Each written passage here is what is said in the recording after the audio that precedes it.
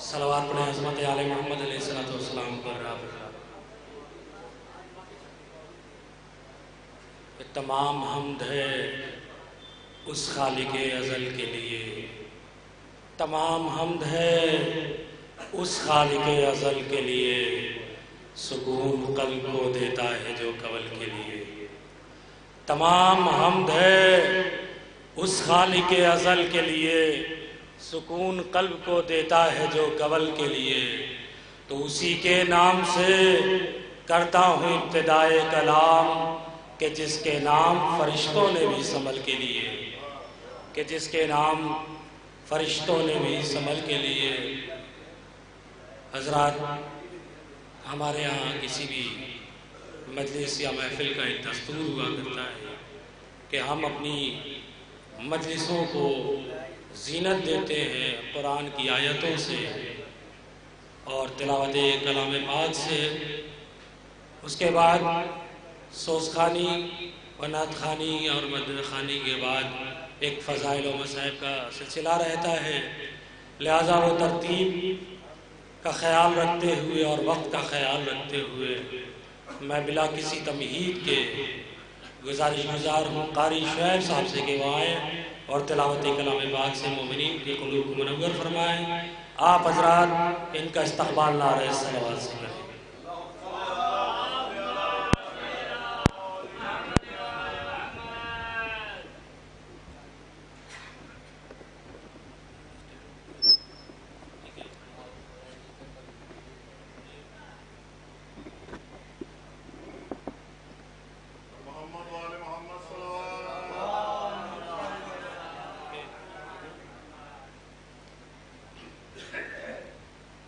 أعوذ بالله من الشيطان الرجيم. بسم الله الرحمن الرحيم. والتين والزيتون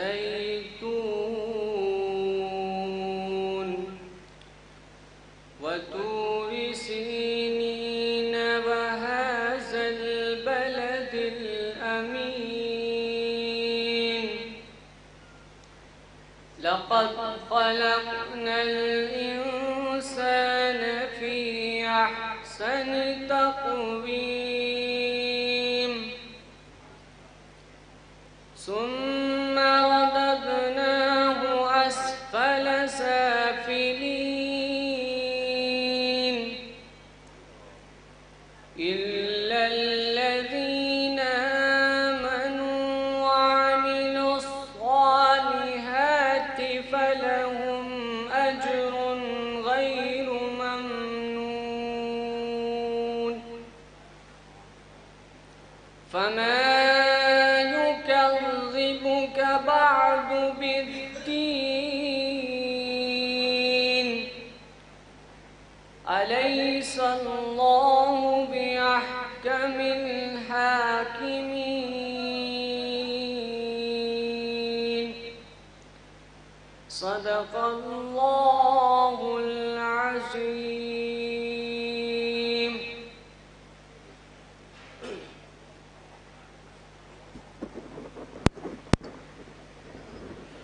حضرات، میں بلا کسی تمہید کے گزارش گزار ہوں جناب یاور صاحب سے کہ وہ آئیں اور سوزخوانی کے فرائض انجام دیں۔ آپ حضرات ان کا استقبال نعرہ صلوات سے کریں۔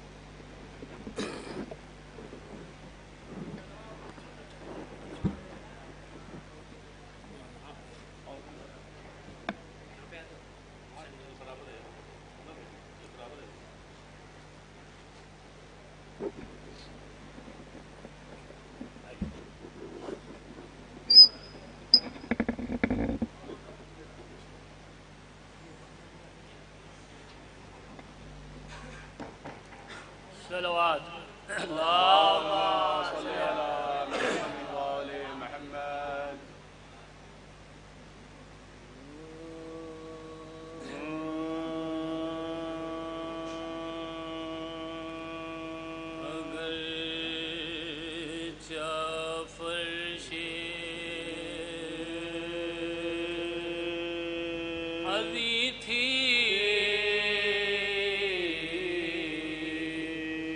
فلک بھی دے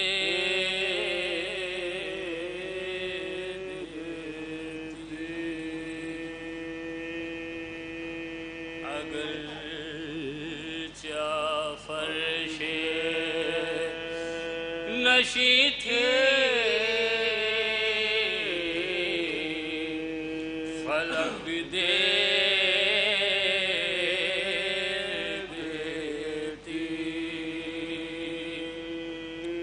یہ باغ کیا ہے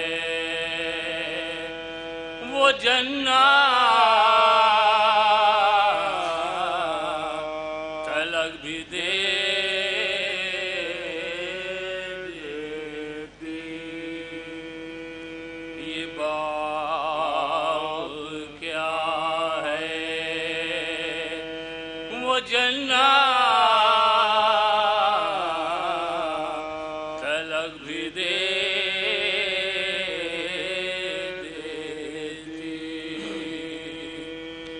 سمجھ نہ پائے مسلمان بنت زہرا کو سمجھ نہ پائے مسلمان بنت احمد کو سوال کرتے تو زہرا فدق بھی دے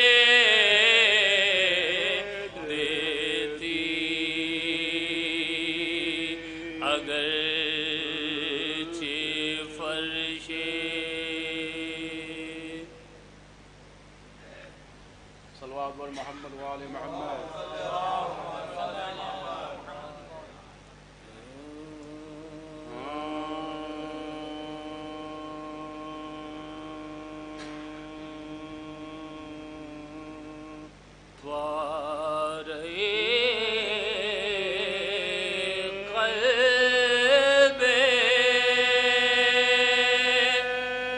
رسول دو سرا تھے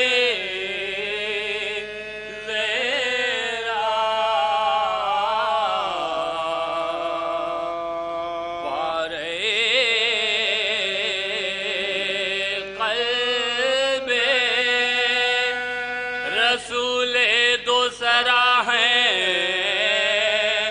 زہرا حق کا پیغام صداقت کی زبان ہے زہرا حق کا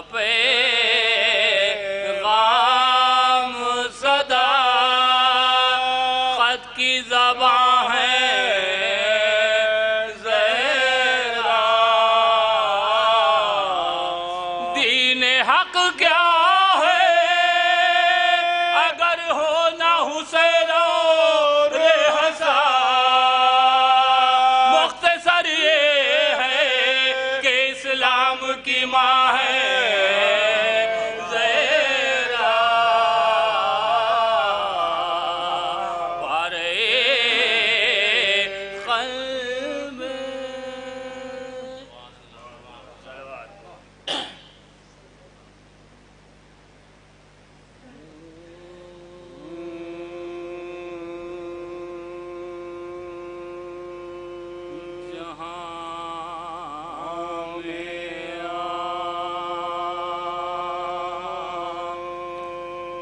اتنا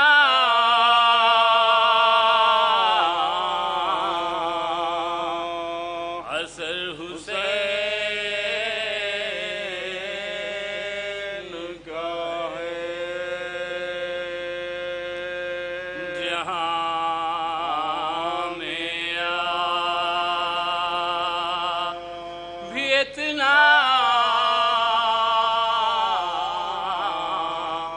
اثر حسین کا ہے ہر کے یزید کے سینے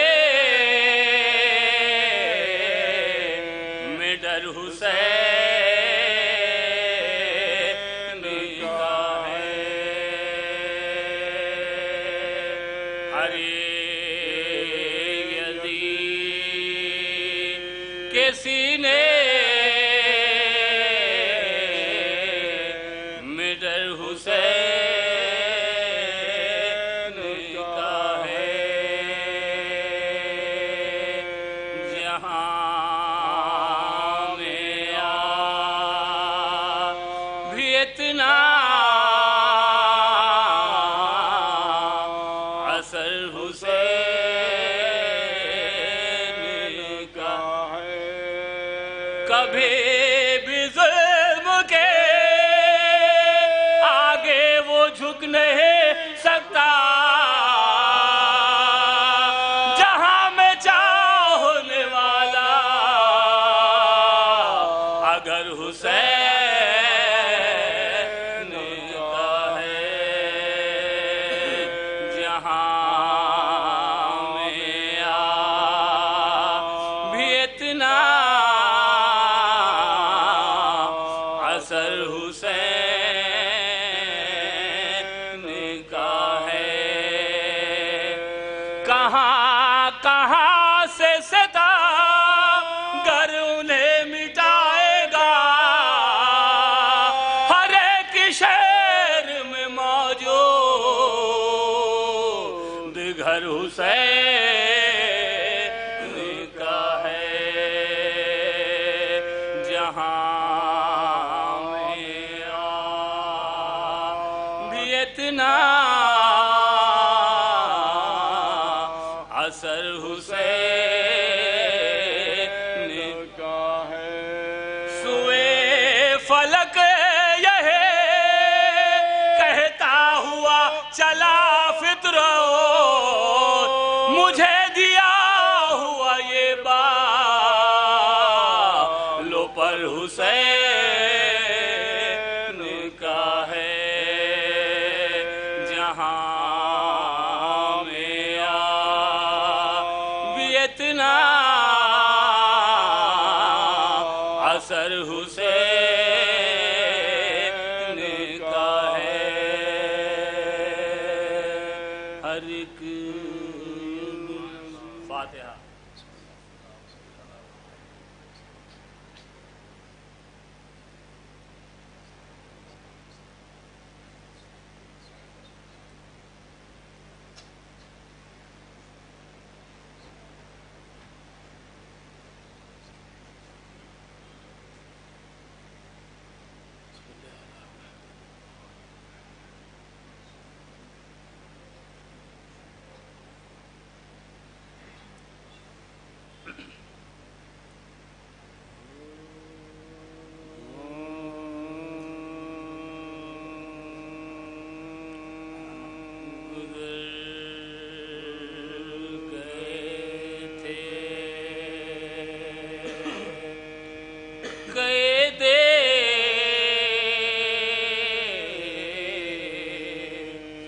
گھر میں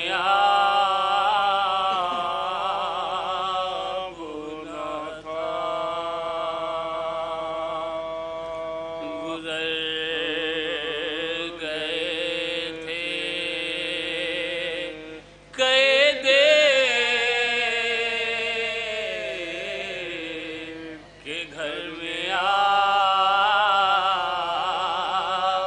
نہ تھا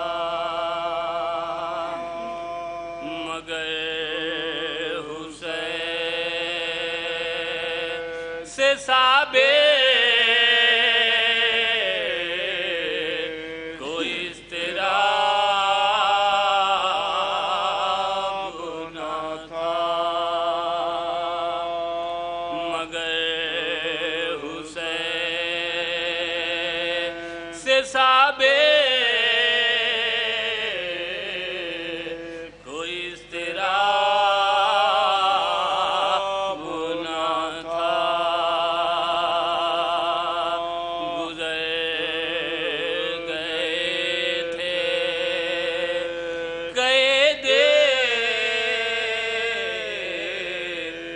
گھر میں آگ نہ تھا فراق شاہ میں صغرا کو نیند کیا آتے وہ شب تھی کون سی جو دل کو اضطراب نہ تھا گزر گئے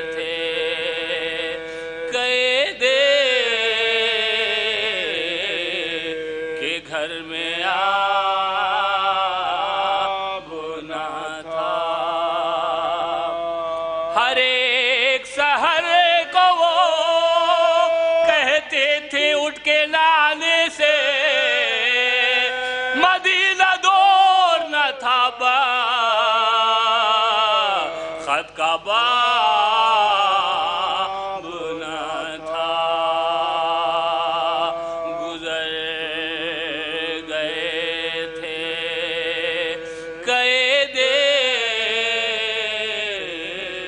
کہ گھر میں آب نہ تھا بلا پیام زبانی تو بھیجتے بابا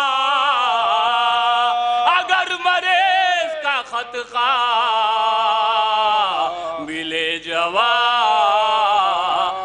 نہ تھا گزر گئے تھے کئے دے کہ گھر میں آب نہ تھا فقط حسین کے بچوں پہ بند تھا پانے بہت قریب تھے وہ نہیں کہتے آب نہ تھا گزر گئے تھے کئے دے کہ گھر میں جلوہ آقا کی تمنا ہی ہے دشت عالم میں محبت کی گھٹا چھائی ہے اور آپ آئے تو زمانے میں بہار آئی ہے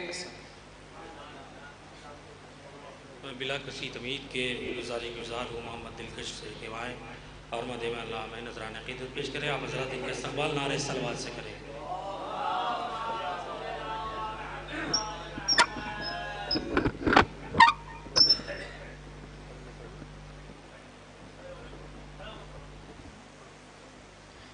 زندگی بھر میں محمد کی حفاظت میں رہا زندگی بھر میں محمد کی حفاظت میں رہا میرا بیٹا جان دے گا اب نبی کی جان پر کربلا میں میں نہیں تو کیا ہوا بولے علی کربلا میں میں نہیں تو کیا ہوا بولے علی دستخط عباس کر دے گا میرے ارمان پر قتل ہو کر بھی رہے گی گفتگو قرآن پر قتل ہو کر بھی رہے گی گفتگو قرآن پر زندگی کا جشن ہوگا موت کے میدان پر تیر کھا کر پہلے ہنستا کون تھا میدان پر تیر کھا کر پہلے ہنستا کون تھا میدان پر سب سے پہلا شعر ہے اصغر کا اس عنوان پر وار ایسا تو نے اصغر کر دیا میدان پر وار ایسا تو نے اصغر کر دیا میدان پر ہر پیمبر کا سلام آیا تیری مسکان پر دشمن حیدر سے امید وفا توبہ کرو برف باری کا تصور وہ بھی ریگستان پر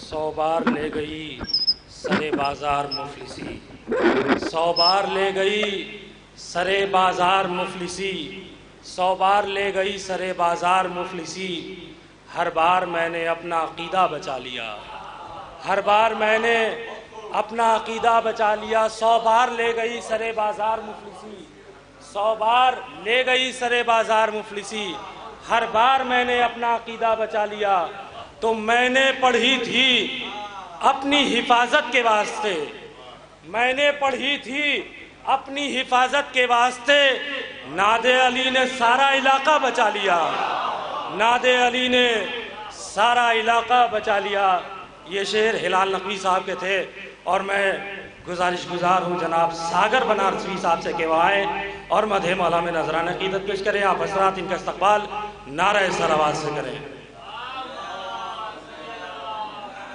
کس نے کہا کہ دشت کا عنوان موت ہے؟ کس نے کہا کہ دشت کا عنوان موت ہے؟ شبیر مطمئن ہے پریشان موت ہے، شبیر مطمئن ہے پریشان موت ہے۔ کس نے کہا کہ دشت کا عنوان موت ہے؟ شبیر مطمئن ہے پریشان موت ہے، شبیر مطمئن ہے۔ ساغر صاحب آپ کے حوالے مائک ہے، آپ آ جائیں۔ آپ حضرات ساغر صاحب کا نعرہ صلوات سے استقبال کریں۔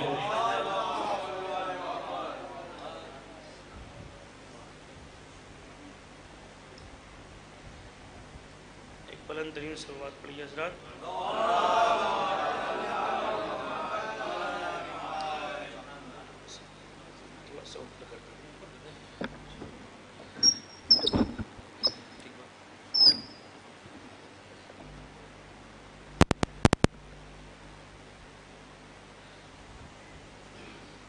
ایک بار سورہ حمد اور 3 بار سورہ اخلاق کی تلاوت فرما کر مرحومہ عذرا خاتون بنت سید حسن امام مرحوم صاحب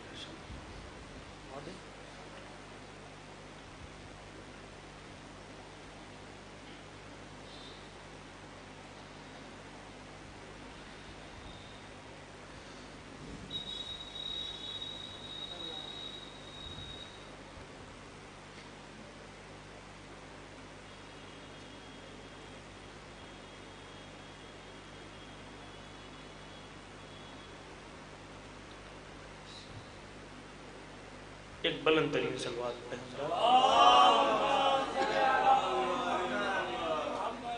میں بہت زیادہ وقت نہیں لوں گا آپ کا، کوشش رہے گی بس ایک مطلع 3-4 شعر، اس کے بعد ایک مطلع 3-4 شعر مصائب کے میں حاضر کرتا ہوں۔ سجاد بھائی دیکھیے گا، بالکل تازہ ترین منقبت ہے، شرکت چاہوں گا بہت جلدی ہے، چونکہ مجلس میں انسان یہ تصور لے کر آتا ہے گھر سے کہ مجلس سننی ہے۔ ہم لوگوں کو اس لیے بلاتے ہیں کہ تھوڑا سا لوگ آ جائیں گے مجمع، تو حضور کی پیشخانی واقعی میں مطلع حاضر کرتا ہوں۔ کام وائے جو کام وائے جو ہمیشہ وہ دوا لائے ہیں، اپنے سینے میں حسن علم خدا لائے ہیں، یہ مصرع تھا۔ کام وائے جو ہمیشہ وہ دوا لائے ہیں، کام آئے جو ہمیشہ وہ دوا لائے ہیں، شہر شبیر سے ہم خاک شفا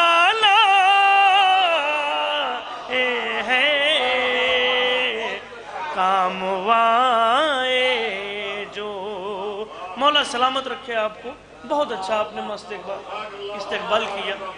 سنیں سجاد بھی، ابھی آپ وہاں سے آئے ہیں، اب عذر بھائی آپ بھی، پھر میں مطلع حاضر کرتا ہوں کہ کام وائے جو ہمیشہ وہ دوا لائے ہیں، شہر شبیر ہم خاک شفا لائے ہیں، کام وائے جو۔ شعر دیکھیے گا حضور، شاید کسی لائق ہو، حاضر کرتا ہوں۔ کہہ دو، ارے کہہ دو مغرور چراغوں سے ذرا حد میں رہے، دو مغرور چراغوں سے ذرا حد میں رہے، کہہ دو مغرور چراغوں سے ذرا حد میں رہے، ساتھ ہم پر چمے غازی کی حوالہ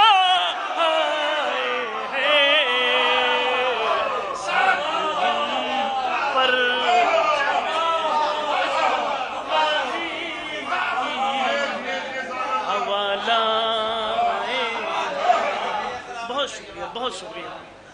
کہہ دو مغرور چراغوں سے ذرا بچ ذرا حد میں رہے، کہہ دو مغرور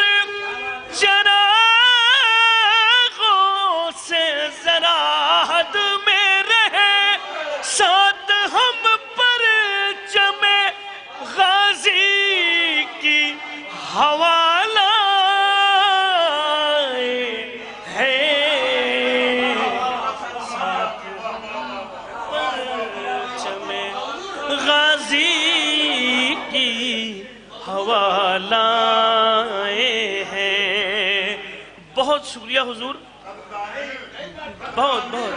کہہ دو مغرور چراغوں سے ذرا حد میں رہے، ساتھ ہم پرچم غازی کی حوالہ ہیں. جنہوں نے جا کر دیکھا ہے وہ اس شعر پر ضرور بولیں گے.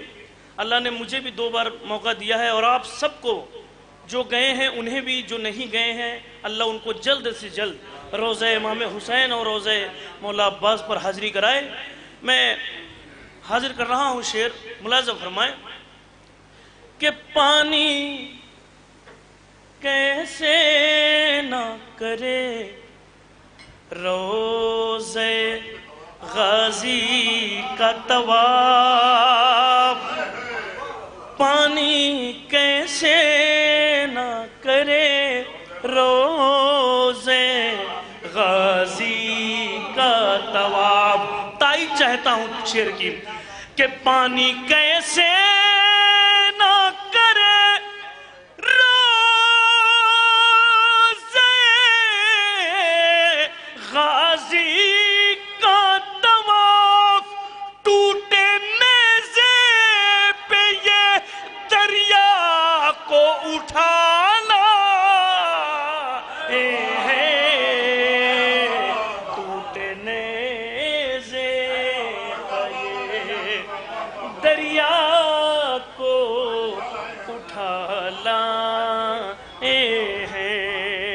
ایک شعر جو مجھے بھی بہت عزیز ہے اور شاید آپ کو بھی بہت عزیز ہو جائے، یہ شعر حاضر کر رہا ہوں. میں گراف ایجنسی کے حوالے سے یہ شعر پڑھ رہا ہوں، سنیے گا کہ با اثر کتنے تھے اکبر کی اذاں کے جملے، با اثر کتنے تھے اکبر کی اذاں کے جملے، با اثر کتنے تھے اکبر کی اذاں کے جملے، شام کے حر کو سویرے میں بلانا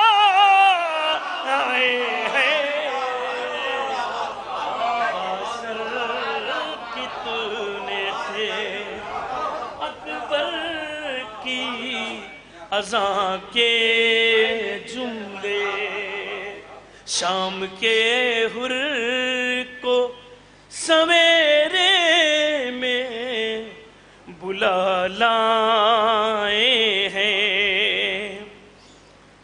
حکمت سید سجاد پا نبیوں کا سلام، حکمت سید سجاد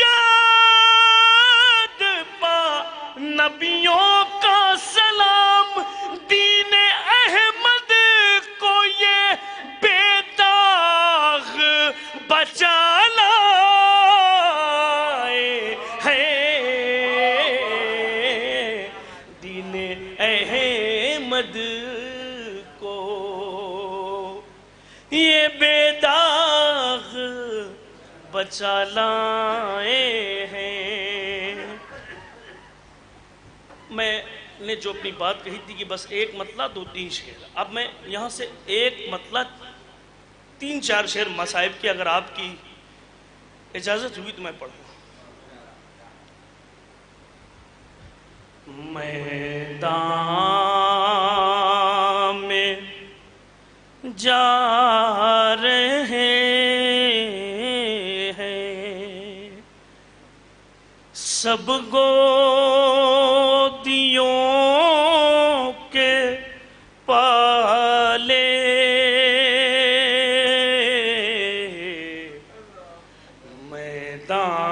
میدان میں جا رہے ہیں سارے دیے بجھیں گے، ہوں گے نب اجالے، میدان میں جا رہے ہیں۔ ارے بچوں کے پیرہن کو ان کا کفن بنا کر، بچوں کے پیرہن کو ان کا کفن بنا کر، ارے ماں نے اپنے ارمان یوں نکالے، میدان میں جا رہے ہیں، اور بس اے رباب بس کر رو دے گا تیرا اصغر، بس اے رباب بس کر رو دے گا تیرا اصغر، نیزے سے اب خدا را اپنی نظر ہٹا لے، میدان میں جا رہے ہیں۔ ارے بچوں کی گردنوں سے تعویذ اتارو زینب، بچوں کی گردنوں سے تعویذ اتارو زینب، ڈوبے ہوئے ہیں خون میں منت مراد والے، میدان میں جا رہے ہیں۔ اور یہ بھی ایک شعر کہ حارث تیرے ستم پر فریاد کر رہے ہیں، حارث تیرے ستم پر فریاد کر رہے ہیں، مسلم کے دونوں بچے باہوں میں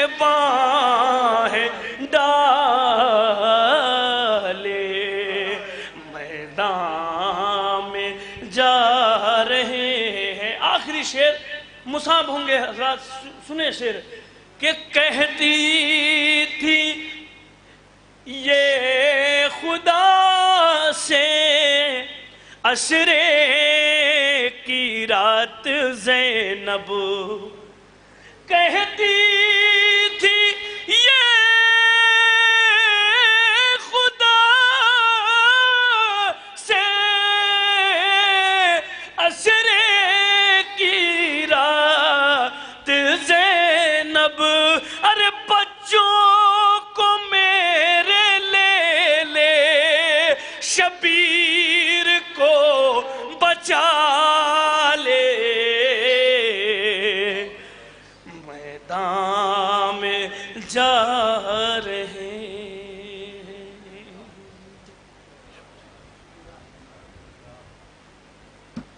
حضرات دبیر سیتاپوری صاحب کہتے ہیں کہ قاتل لیے تلوار پسے پشت کھڑا ہے.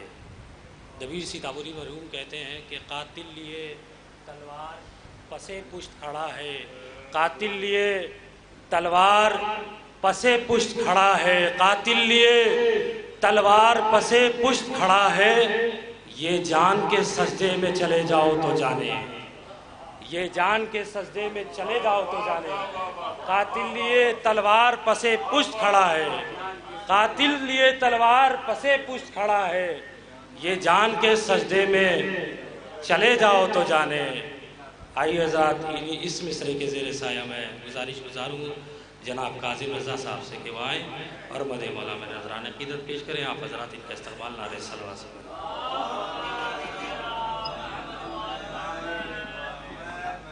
ایک سورہ فاتحہ عذرا خاتون بنت سید حسن امام، عذرا نہیں عذرہی ہے،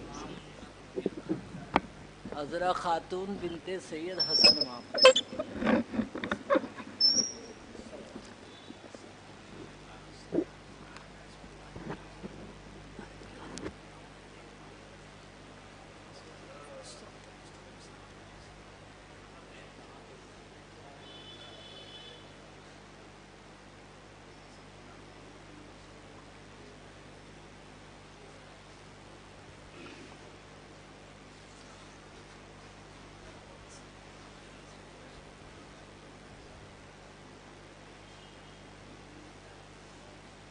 نعرہ صلوات.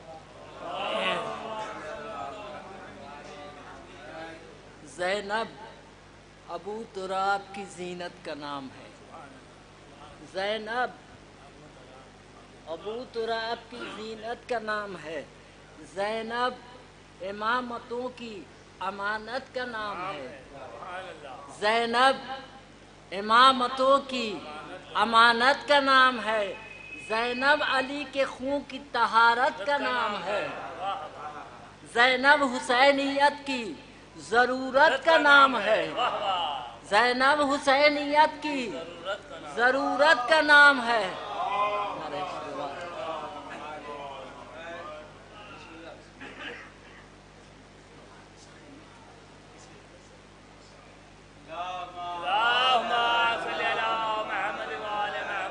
زینب ابو تراب کی زینت کا نام ہے، زینب امامتوں کی امانت کا نام ہے، زینب علی کے خون کی طہارت کا نام ہے، زینب حسینیت کی ضرورت کا نام ہے. مانا کہ وجود شاہ میں پوری ہے کربلا، مانا کہ وجود شاہ میں پوری ہے کربلا، زینب اگر نہ ہو تو ادھوری ہے کربلا، زینب اگر نہ ہو تو ادھوری ہے کربلا. خطبے سے اپنے فکر کا دھارا بدل دیا، خطبے سے اپنے فکر کا دھارا بدل دیا، زینب نے اہل شام کا منشا بدل دیا. آواز کے حجاب کا بھی تھا اسے خیال، آواز کے حجاب کا بھی تھا اسے خیال، بنت علی نے اس لیے لہجہ بدل دیا، بنت علی نے اس لیے لہجہ بدل دیا. کیا بات ہے،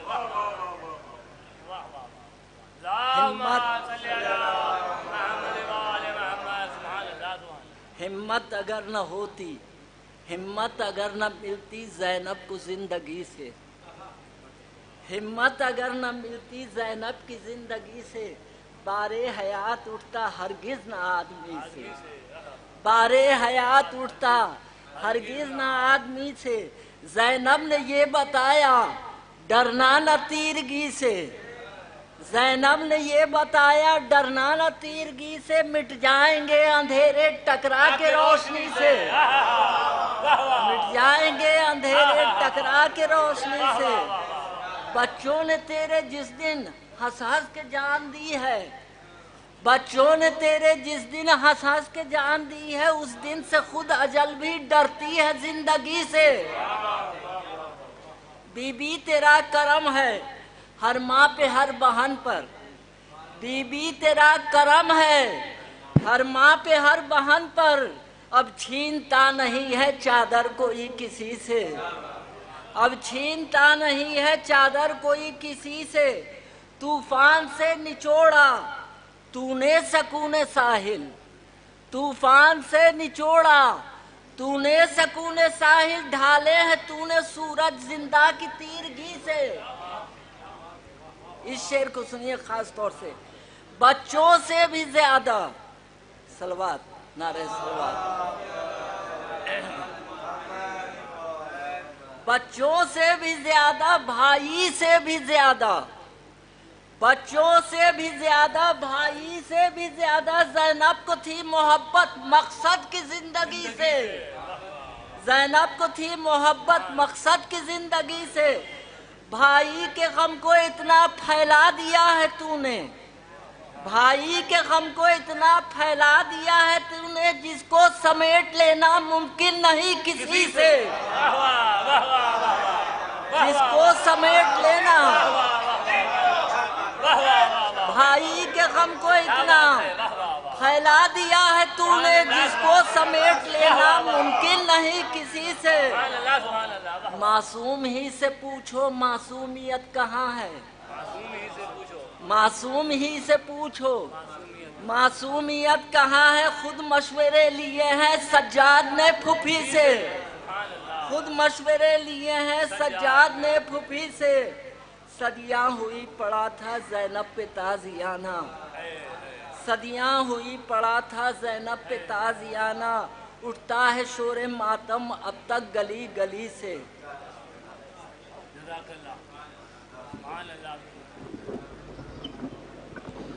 हज़रात, मैं बिला किसी तमहीद के बड़े अदब एहतराम के साथ गुजारिश गुजार हूँ खतीब अहले बैत आली जनाब मौलाना कमर सुल्तान साहब से कि वो आए और फ़ज़ाइल अहले बैत और मसाइल अहले बैत अलैहिस्सलातु वस्सलाम बयान करें।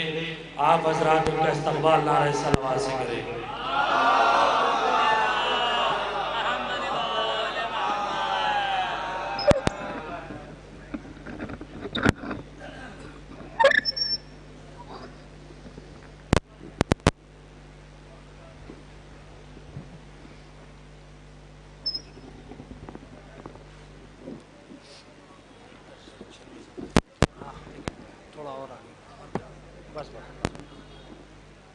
रहमल्लाहु मन क़रा अल-फ़ातिहा।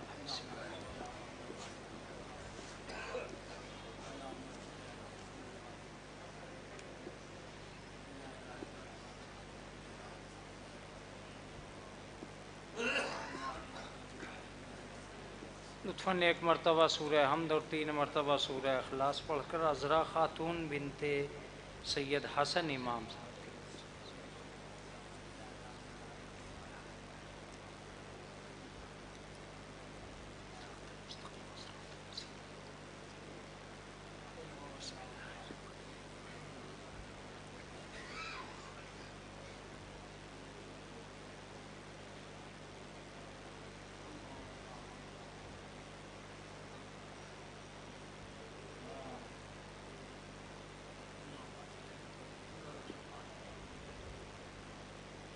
माशाअल्लाह ला हौला वला कुव्वता इल्ला बिल्लाहिल अलीय्यिल अज़ीम।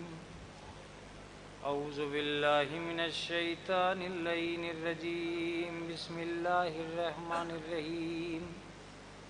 अल्हम्दुलिल्लाहि रब्बिल आलमीन वस्सलातु वस्सलाम على أشرف الأنبياء والمرسلين ذي القاسم محمد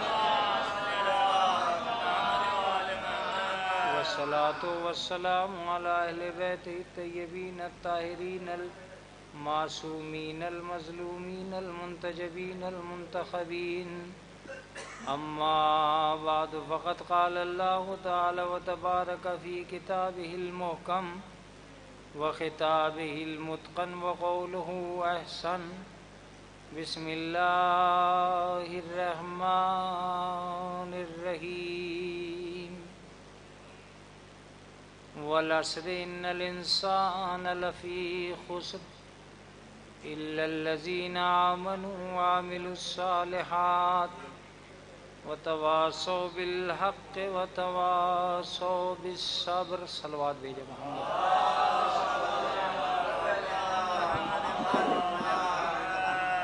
حضرات گرامی قدر، جس آیہ کریمہ کو میں نے اپنا عنوان کلام قرار دیا ہے، اس آیت میں بظاہر انسانیت کے لیے ایک عجیب و غریب کیفیت کا پیغام موجود ہے، اور وہ یہ ہے کہ ہم نے انسان کو، زمانے کی قسم انسان گھاٹے میں ہے. اگر وہ صاحب ایمان ہے یا عمل صالح انجام دیتا ہے تو اس خسارے سے باہر ہے. یہ قرآن مقدس کی اس آیہ کریمہ میں 3 باتوں سے بحث ہوئی ہے. پہلا لفظ انسان ہے، دوسرا لفظ ایمان ہے، اور تیسرا لفظ عمل صالح. ان تینوں لفظوں میں کوئی نہ کوئی رابطہ ضرور ہے. اگر انسان کا رابطہ ایمان سے نہیں ہے، ایمان کا رابطہ عمل صالح سے نہیں ہے، تو ان تینوں کو ایک آیت میں بیان کرنے کا کوئی مطلب نہیں. ان تینوں کو ایک ہی آیت میں بیان کرنا اس بات کا بین ثبوت ہے کہ انسان کا کوئی نہ کوئی رشتہ ایمان سے ہے، ایمان کا کوئی رشتہ عمل صالح سے. اب اگر اس آیت کو آپ 2-3 بار ایک دوسرے سے جوڑ کر پڑھیں گے تو آپ کو پتہ چل جائے گا کہ کیا رشتہ ہے اور کیا رشتہ نہیں ہے. پہلا لفظ انسان ہے. انسان بیکار ہے ایمان کے بغیر.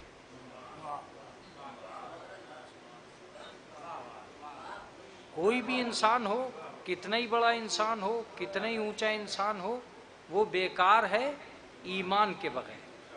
ایمان بیکار ہے عمل صالح کے بغیر. کتنا ہی بڑا مومن ہو، کتنا ہی اونچا ایمان ہو، کتنا ہی عمدہ صاحب ایمان ہو، جب تک اس کے اندر عمل صالح نہیں پایا جائے گا وہ بیکار ہے. اس کا مطلب یہ ہے کہ عمل بیکار ہے ایمان کے بغیر، ایمان بیکار ہے اچھے انسان کے بغیر. اب چاہے آیت کو آپ ایسے پڑھیں چاہے ایسے پڑھیں، بات ایک ہی ہے. جس طرح انسان بغیر ایمان کے کامیاب نہیں ہے، ایمان بغیر عمل صالح کے کامیاب نہیں ہے، اسی طرح عمل کامیاب نہیں ہے بغیر اچھے ایمان کے، اور اچھا ایمان کامیاب نہیں ہے بغیر اچھے انسان کے.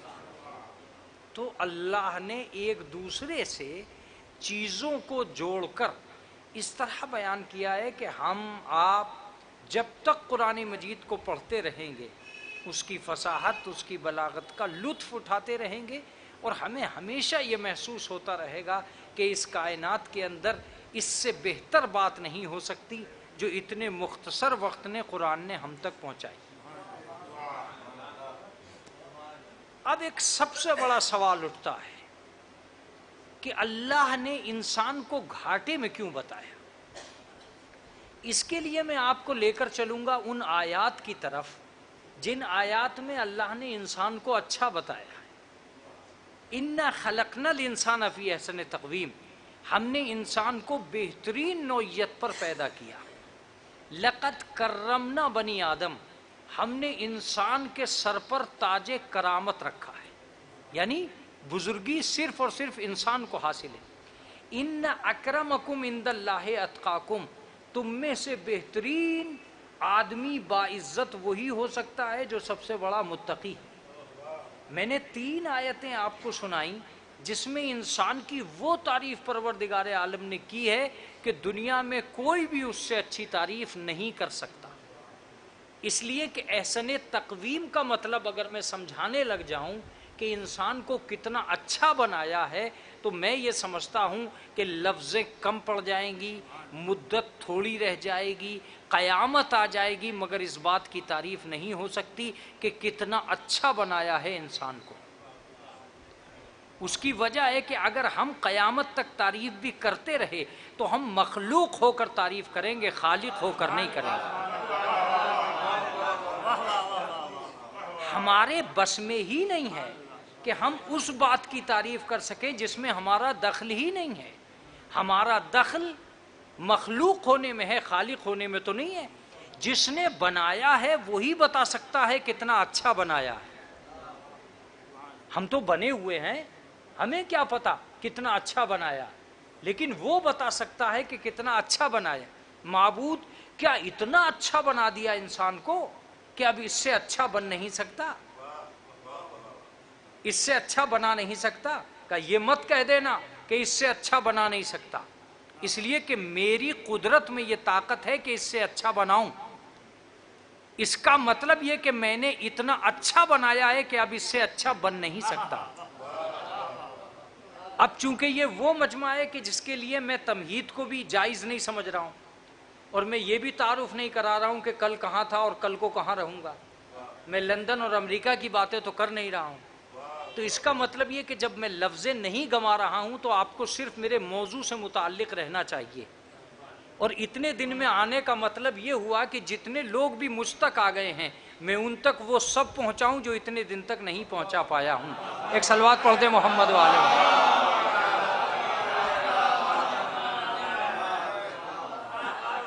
لہذا میں لفظوں کو مختصر نہیں کروں گا، تمہید میں وقت نہیں بتاؤں گا، ان حسین سامعین کی نظروں میں رہوں گا کہ جو کسی کو سواد کا لفظ دینا چاہتے ہیں، کسی کو یس کا لفظ دینا چاہتے ہیں، جو کہیں نہ کہیں سماعت کے ذریعے سے خطابت کو بھی سند عنایت کر دیتے۔ یہ بھی بہت ضروری ہے، اور اگر یہ نہ ہوتا تو یہ ممکن ہی نہیں ہوتا کہ انسان ایک دوسرے کو یہاں سے وہاں اٹھا پھرتا۔ ایسا نہیں، دلی میں بھی بہت سارے سامعین ہیں اور دلی میں بھی بہت سارے خطیب ہیں۔ یہ چھپرا میں آنے کی کیا ضرورت ہے؟ چھپرا میں آنے کا مطلب ہی ہے کہ آپ یہ دکھلائیے کہ آپ میں کیا ہے، یہاں والے یہ بتلائیں گے کہ ہم کون ہیں۔ ایک صلوات پڑھ دیں محمد والے محمد۔ سماعت اپنا دم دکھلاتی ہے اور خطابت اپنا دم دکھلاتی ہے، لہٰذا میں ان دونوں کے درمیان میں یہ ضرور گزارش کروں گا کہ اگر حسین ساعت نے ہمیں جو جمع کر ہی دیا ہے تو ہم اس کا فائدہ اٹھائیں جس کے لیے ہم جمع ہوئے ہیں۔ تو کتنا حسین بنایا ہے یہ ہم نہیں بتائیں گے، یہ وہ بتائے گا جتنا اچھا پروردگار عالم نے بنایا ہے۔ میں وہ لفظ کہنے جا رہا ہوں جس پہ میرا پورا موضوع قربان ہے۔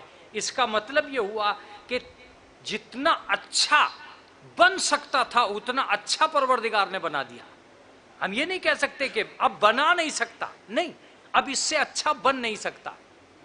اس کا مطلب یہ ہے کہ مصور میں تو طاقت ہے، تصویر میں گنجائش نہیں ہے۔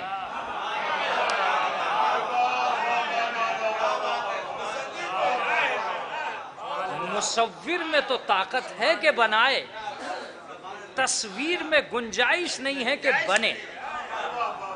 کوئی نقطہ کمال ایسا ہے ہی نہیں جو اللہ نے انسان سے باہر رکھا ہو۔ ہر نقطہ کمال انسان کے اندر رکھا، شرافت کا رنگ بھر دیا، عبادت کے ڈھنگ بھر دیے، افکار کے خیمے لگا دیے، آثار کے طریقے سجا دیے۔ اللہ نے وہ ساری چیزیں انسان کو عطا کر دیں جس کی انہیں ضرورت تھی۔ میں کبھی نہ رکتا اگر میرا لفظ آپ تک پہنچ نہ پاتا۔ آپ کی ضرورت کو اللہ تڑپنے بھی نہیں دیتا ہے کہ اپنی عطا کا ساون برسا دیتا۔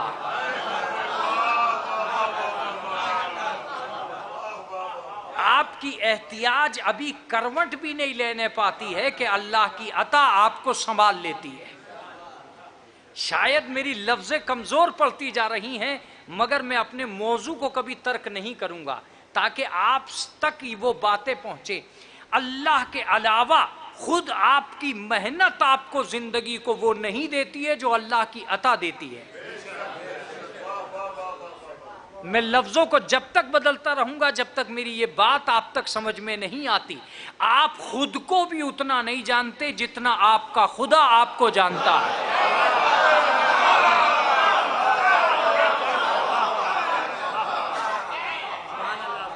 آپ خود کو بھی اتنا نہیں جانتے ہیں جتنا آپ کا خدا آپ کو جانتا ہے. آپ اپنے لیے اتنی محنت نہیں کرتے ہیں جتنا آپ کا اللہ آپ کے لیے محنت کرتا ہے. اب لفظ سنیے, آپ خود کو بھی اتنا نہیں جانتے. اس کی دلیل کیا ہے مولانا؟ آپ صرف اتنا جانتے ہیں کہ آج کہاں ہیں, اللہ یہ بھی جانتا ہے کہ کل کہاں رہیں گے.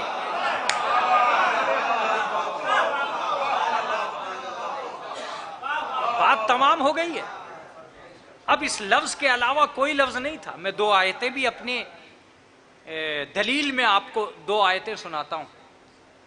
لا تدری نفس بأی ارض تموت, کوئی شخص نہیں جانتا کہ اسے کس سرزمین پر موت آئی.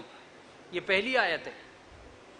ما تدری نفس ماذا تکسب غدا, کوئی شخص نہیں جانتا کہ کل اسے کیا کمائے گا. 2 آیتیں میں نے سنائی. کوئی نہیں جانتا کہ کل اسے کس سرزمین پر موت آئے گی. دوسری آیت, کوئی نہیں جانتا کہ وہ کل کیا کمائے گا. ماذا تکسب غدن, کل کیا کمائے گا. اس کا مطلب 2 باتیں تو ہمیں پتہ چل گئی کہ 2 باتیں ایسی ہیں جنہیں انسان نہیں جانتا مگر اس کا رحمان جانتا ہے. اس کا مطلب یہ ہے کہ ایک تو آپ یہ نہیں جانتے کہ کس سرزمین پر آپ زندہ رہیں گے. دوسری بات, آپ یہ نہیں جانتے کہ کل کیا کمائیں گے. اس کا مطلب یہ کہ بھروسہ قدرت پہ کرنا چاہیے, اپنی محنت پہ نہیں. میں کہہ چکا ہوں کہ آپ جیسے حسن سماعت کے بعد مجھے یہ بھی ضرورت نہیں پڑے گی کہ میں توجہ کا لفظ آپ کے لیے کہوں, لہٰذا میں اس کو بھی جائز نہیں سمجھتا ہوں, اسی لیے میں کہہ بھی نہیں رہا ہوں. اب لفظ سنیے گا. آپ دولت پہ اتنا بھروسہ نہیں کر سکتے جتنا برکت پہ بھروسہ کریں گے.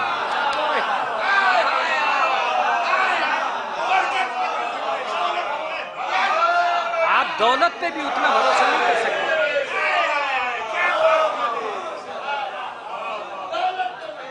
دولت پہ بھی اتنا بھروسہ نہیں کر سکتے جتنا بھروسہ آپ کو برکت پہ کرنا ہوگا. اس لیے کہ دولت محنت کا نتیجہ ہوتا ہے, برکت قدرت کا نتیجہ ہوتا ہے. برکت قدرت کا نتیجہ ہوتا ہے. یہ گراف ایجنسی کے ذریعے بہت دور تک مجلس پہنچے گی, بہت دن تک سنی جائے گی. اتنے یہاں نہیں سننے جتنا اسے بعد میں لوگ سنیں گے. بہت دن کے بعد فون آئیں گے, آپ نے فلاں جگہ جو مجلس پڑھی تھی اس کا موضوع یہ تھا اور آپ نے ایسی مجلس پڑھی تھی. اس لیے میں اتنی جان لگا رہا ہوں اور اتنا زور لگا رہا ہوں کہ یہ جتنے سامعین تک پہنچتی چلی جائے گی اپنے مضمون کے اعتبار سے اہم ہوتی چلی جائے گی. آپ اپنی محنت سے دولت کماتے ہیں اور برکت اللہ دیتا ہے. اچھا بیڈ بنانا اور ہے, اچھی نیند لانا اور ہے.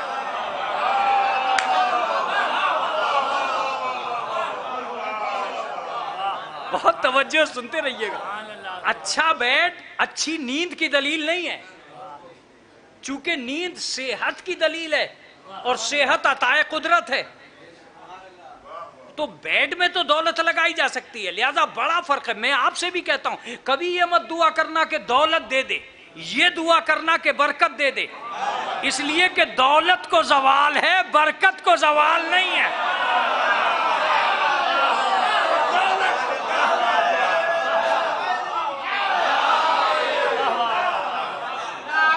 دولت کو زوال ہے.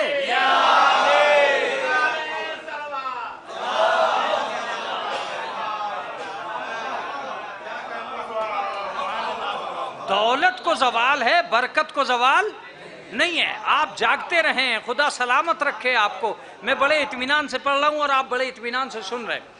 دولت کو زوال ہے, برکت کو زوال نہیں ہے. بہت متوجہ رہیے گا. دولت کو زوال ہے, برکت کو زوال نہیں ہے.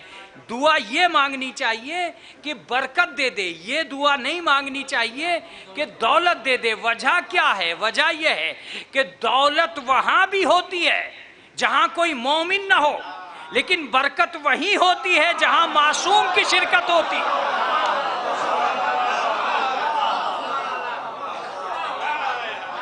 برکت وہاں ہوتی ہے جہاں معصوم کی شرکت ہوتی ہے. یہ میرا وہ مجمع ہے جو تاریخ پڑھا ہوا مجمع ہے.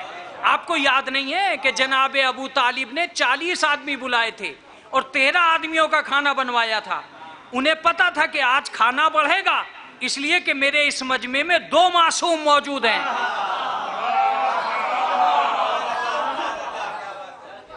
آپ کی اور میری سمجھ میں اس وقت تک نہیں آئے گا جب تک معصوم کی شرکت سمجھ میں نہ آ جائے, جب تک برکت سمجھ میں نہیں آئے گی. یہی وجہ ہے کہ بارات میں یہ کہا جاتا ہے کتنے آدمی لاؤ گے, کبھی شب داری میں نہیں کہا کتنے آدمی لاؤ گے.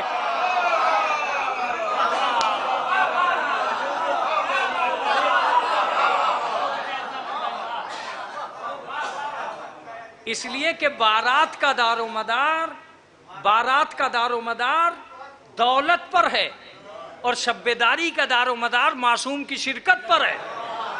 اس انجمن کے لوگوں کو پتا ہے کہ آج ہماری محنت عزت نہیں بچائے گی, معصوم کی عزت دولت بچائے گی.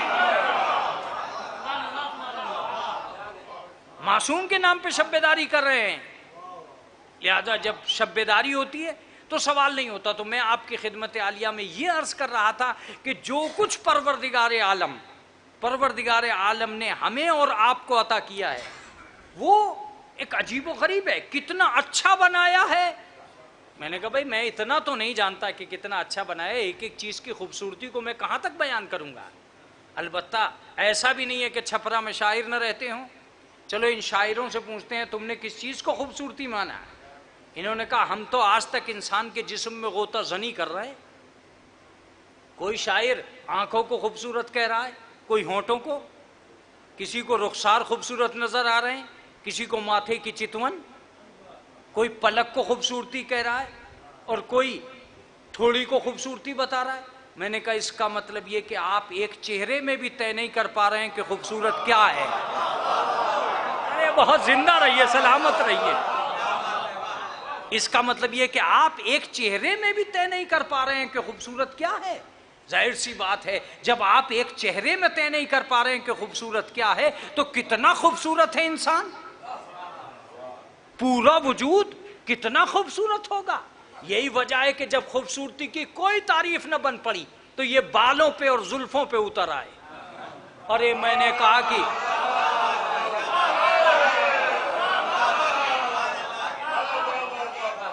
جب کوئی دانت کو خوبصورت بتا رہے تھے, ہونٹ کو خوبصورت بتا رہے تھے, رخسار کو خوبصورت بتا رہے تھے, اچانک کہنے لگے بال خوبصورت ہے. میں نے کہا جس کا بے جان بال ایسا ہے اس کا پورا جاندار کتنا خوبصورت ہے. یہ بات اس وقت پتا چلی جب ایک امیر نے ایک فقیر کو ہاتھ دکھا کے کہا میری لکیر میں کیا ہے. ہاتھوں کی لکیریں امیروں کا فقیروں کو دکھلانا اس بات کا ثبوت ہے کہ جس کی بے جان لکیر اتنی دمدار ہے اس کا پورا انسان کتنا دمدار ہے. دیکھیے میرا موضوع تو آپ کے سامنے ہے. اگر موضوع آپ کے سامنے ہے تو یہ بحث یہاں سے آگے بڑھتی ہے یہ کہہ کر کہ کسی ایک چیز کو خوبصورتی نہیں کہا گیا. انسان صرف اپنے آپ کو خوبصورت نہ سمجھے اس لیے کالا آدمی بھی آئینہ دیکھ کر اکڑا تاکہ صرف گوروں کے نام خوبصورتی وقف نہ ہو جائے. دیکھیے بولتے رہیے تاکہ مضمون کو پانی ملتا رہے.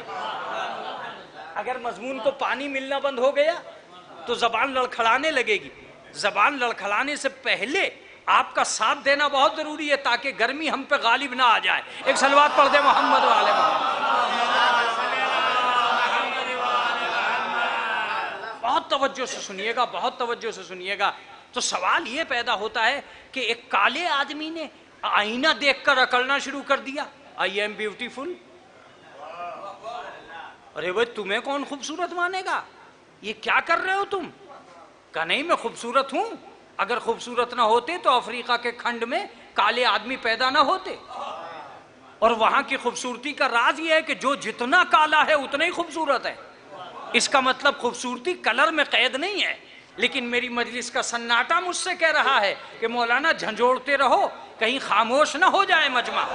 اس لیے میں یہ لفظ کہہ رہا ہوں کہ جب مٹی سے بنے ہوئے اتنے خوبصورت ہیں تو جنہیں نور سے بنایا ہے.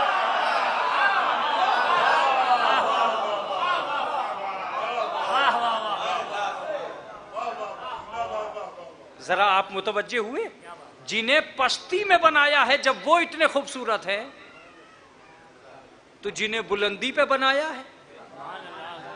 قرآن مجید کی ایک آیت ہے, ما خلقتک بیدی, ہم نے تجھے اپنے دونوں ہاتھوں سے پیدا کیا ہے. اللہ کے تو ہاتھ ہے نہیں, تو یہ بیدیہ کا مطلب کیا ہے؟ اس کا مطلب اپنی قدرت کاملہ سے پیدا کیا ہے. تو ذرا سوچئے تھوڑی سی دیر کے لیے کہ جنہیں اللہ نے فرشتوں سے بنوایا ہے جب وہ اتنے خوبصورت ہیں, تو جنہیں اپنی قدرت کاملہ سے بنایا ہے, شاید آپ متوجہ نہیں ہوئے ہیں, جنہیں اندھیروں میں بنایا ہے جب وہ ایسے ہیں, تو جنہیں جنت کے اجالوں میں بنایا ہے وہ کیسے ہوں گے؟ اس کا مطلب یہ ہے کہ یوسف جب میدان میں اترے تو پتا چلا کہ اللہ کے خوبصورت کیسے ہوتے ہیں. آپ مجلس تو سن رہے ہیں نا, یوسف جب میدان میں اترے تو پتا چلا کہ اللہ کے خوبصورت کیسے ہوتے ہیں. میں نے یوسف سے پوچھا, یوسف تم تو بہت خوبصورت ہو. کہا میری خوبصورتی تو زمین پہ آئی ہی اس لیے ہے کہ محمد کے نور کا تعارف ہو جائے.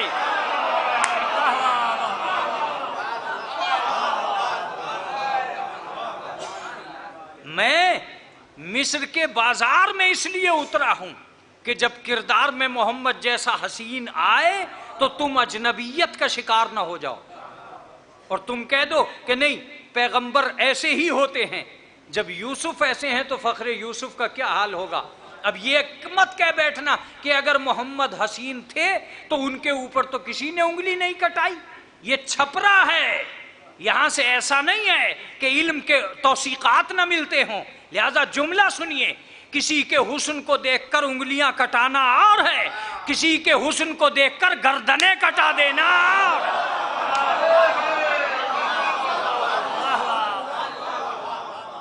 ایک صلوات پڑھ دے محمد والے.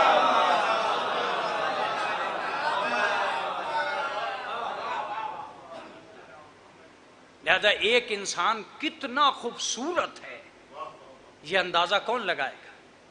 وہ مخلوق اندازہ لگائے جو دو شیروں کو مزین کر رہی. بحر میں شیر آ گئے تو ٹھیک, اگر بے بہرے رہ گئے تو سامعین بھی متوجہ نہ ہو سکے.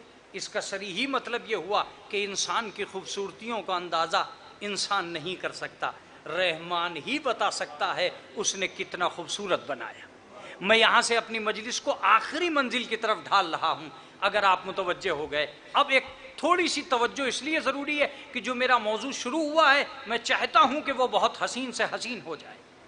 اللہ کس کا نام ہے؟ میرا اگر یہ لفظ گم ہوا تو میں آگے نہیں بڑھ پاؤں گا, اور اگر یہ لفظ گم نہیں ہوا تب میں آگے بڑھوں گا. اللہ دینے کا نام نہیں ہے, دیتے رہنے کا نام ہے.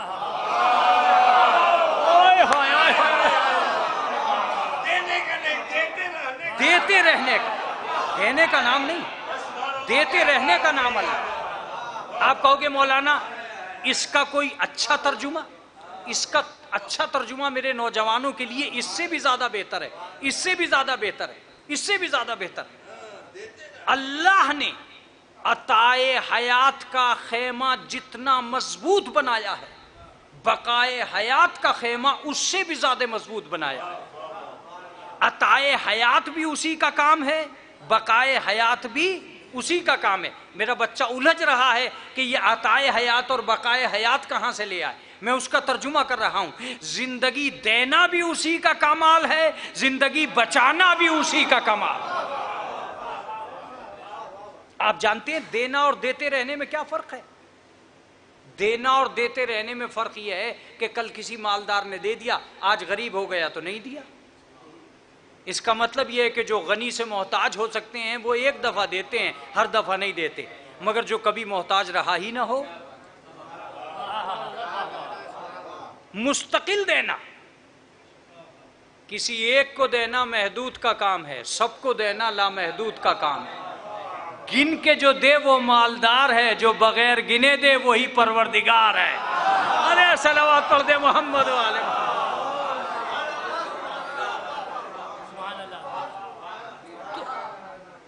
آپ یہ نہیں کہہ سکتے کہ صاحب پروردگار عالم نے کیا دیا، نہیں، میں یہ کہہ رہا ہوں کہ کبھی سوچو کہ کیا دیا ہے، تب آپ کو پتہ چلے گا کہ کیا دیا ہے۔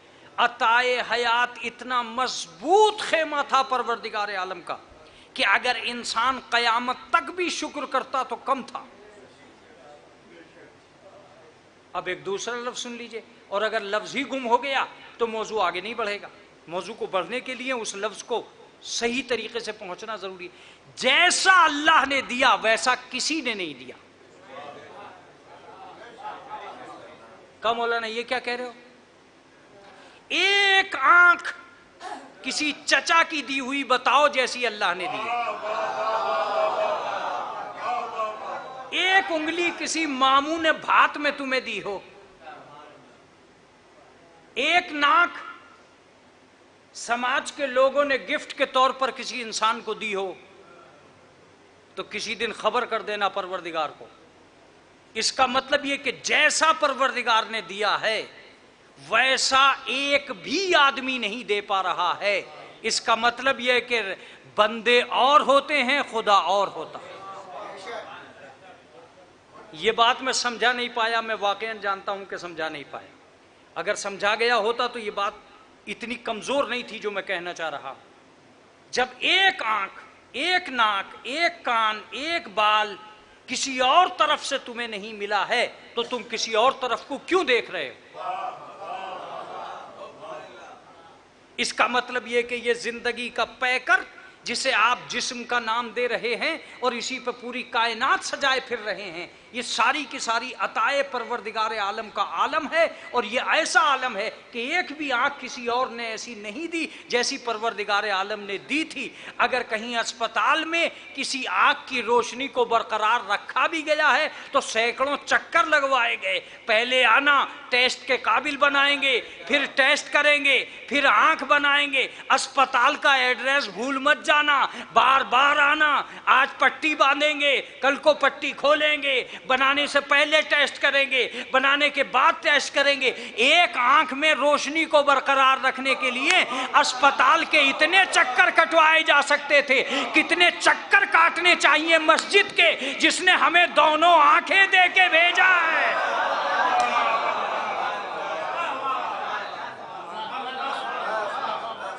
آپ سوچئے تھوڑی سی دیر کے لیے، وہاں تو بل بھی دینا پڑا، یہاں کوئی بل تھوڑی دینا پڑا، وہاں تو بل دینا پڑا کہ ایک آنکھ آپ نے بنائی ہے تو ڈاکٹر صاحب یہ لو بل، لیکن اس آنکھ کا کوئی بل نہ دے کر اگر آپ مسجد میں جا رہے ہیں تو اس کا شکریہ تو ادا کرو جس نے دونوں آنکھیں دے کے بھیجا تھا۔ خدا کی قسم میں اس لیے اس گہرائی میں اتر رہا ہوں کہ اپنے بچے کے لیے مجلس آسان کر سکوں اور آسان سے آسان کر سکوں۔ کمال آنکھوں کا دینا نہیں ہے، اس میں روشنی کا برقرار رکھنا کمال ہے۔ اب ذرا میرا ساتھ دے دیجئے گا، دل کا دینا ہی کمال نہیں ہے، دل میں دھڑکن کا برقرار رکھنا۔ ایک ایک لفظ پر توجہ۔ خون کا دینا ہی کمال نہیں ہے، خون میں روانی کا برقرار رکھنا۔ دماغ کا دینا ہی کمال نہیں ہے، دماغ میں فکر اور افکار کا باقی رکھنا۔ توجہ دیجئے گا، تعقل کے خیمے لگانا، ارادوں کی بستی بسانا، فکر کے آثار پیدا کرنا، تدبر کی تدبیریں کر دینا، تفسیروں کے لیے دماغ پیدا کر دینا، یہ خالق کائنات کی عطا کا وہ انمول ذخیرہ ہے جو ایک انسان کے اندر پایا جاتا ہے اور آدمی اسے محسوس نہیں کر پا رہا ہے کہ کیا کچھ دے دیا ہے پروردگار عالم نے۔ لیکن میں ایک لفظ کہتا ہوں، دینا ایک کمال تھا، دیتے رہنا دوسرا کمال تھا، اتنا دینا جتنا سنبھال سکتا ہو یہ اس کے بعد کمال ہے۔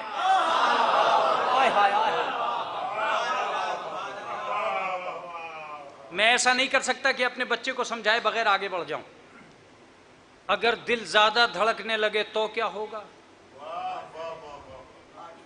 اگر کہیں کم دھڑکنے لگے تب کیا ہوگا؟ اگر زیادہ سوچنے لگے تب کیا ہوگا؟ اگر کم سوچنے لگے تب کیا ہوگا؟ اگر خون زیادہ روانی پکڑ جائے تب کیا ہوگا؟ خون کم روانی پکڑ جائے تب کیا ہوگا؟ اس کا مطلب یہ ہے کہ صرف خون دینا، خون میں روانی دینا ہی کمال نہیں ہے، اسے مطابق حیات انسانی بنانا کمال ہے۔ کیا خوبصورت لفظ نکل کے آیا، کیا خوبصورت لفظ نکل کے آیا، مطابق حیات انسانی بنا کر دینا۔ ظاہر سی بات ہے، ایک زبان دے دی، یہ بہت بڑی بات تھی کہ زبان ملی، ورنہ تو اے کرتے پھرتے کیا کرتے؟ گونگے ہی رہتے، بول نہ پاتے تو کیا کرتے؟ لہذا کمال تھا کہ اس نے زبان دے دی، پر زبان اگر زیادہ چلنے لگی تب کیا ہوگا؟ کم چلنے لگی تب کیا ہوگا؟ اگر کم چلنے لگی تو ماں پریشان، زیادہ چلنے لگی تو ابا پریشان۔ صلوات پڑھ دے محمد و آل محمد۔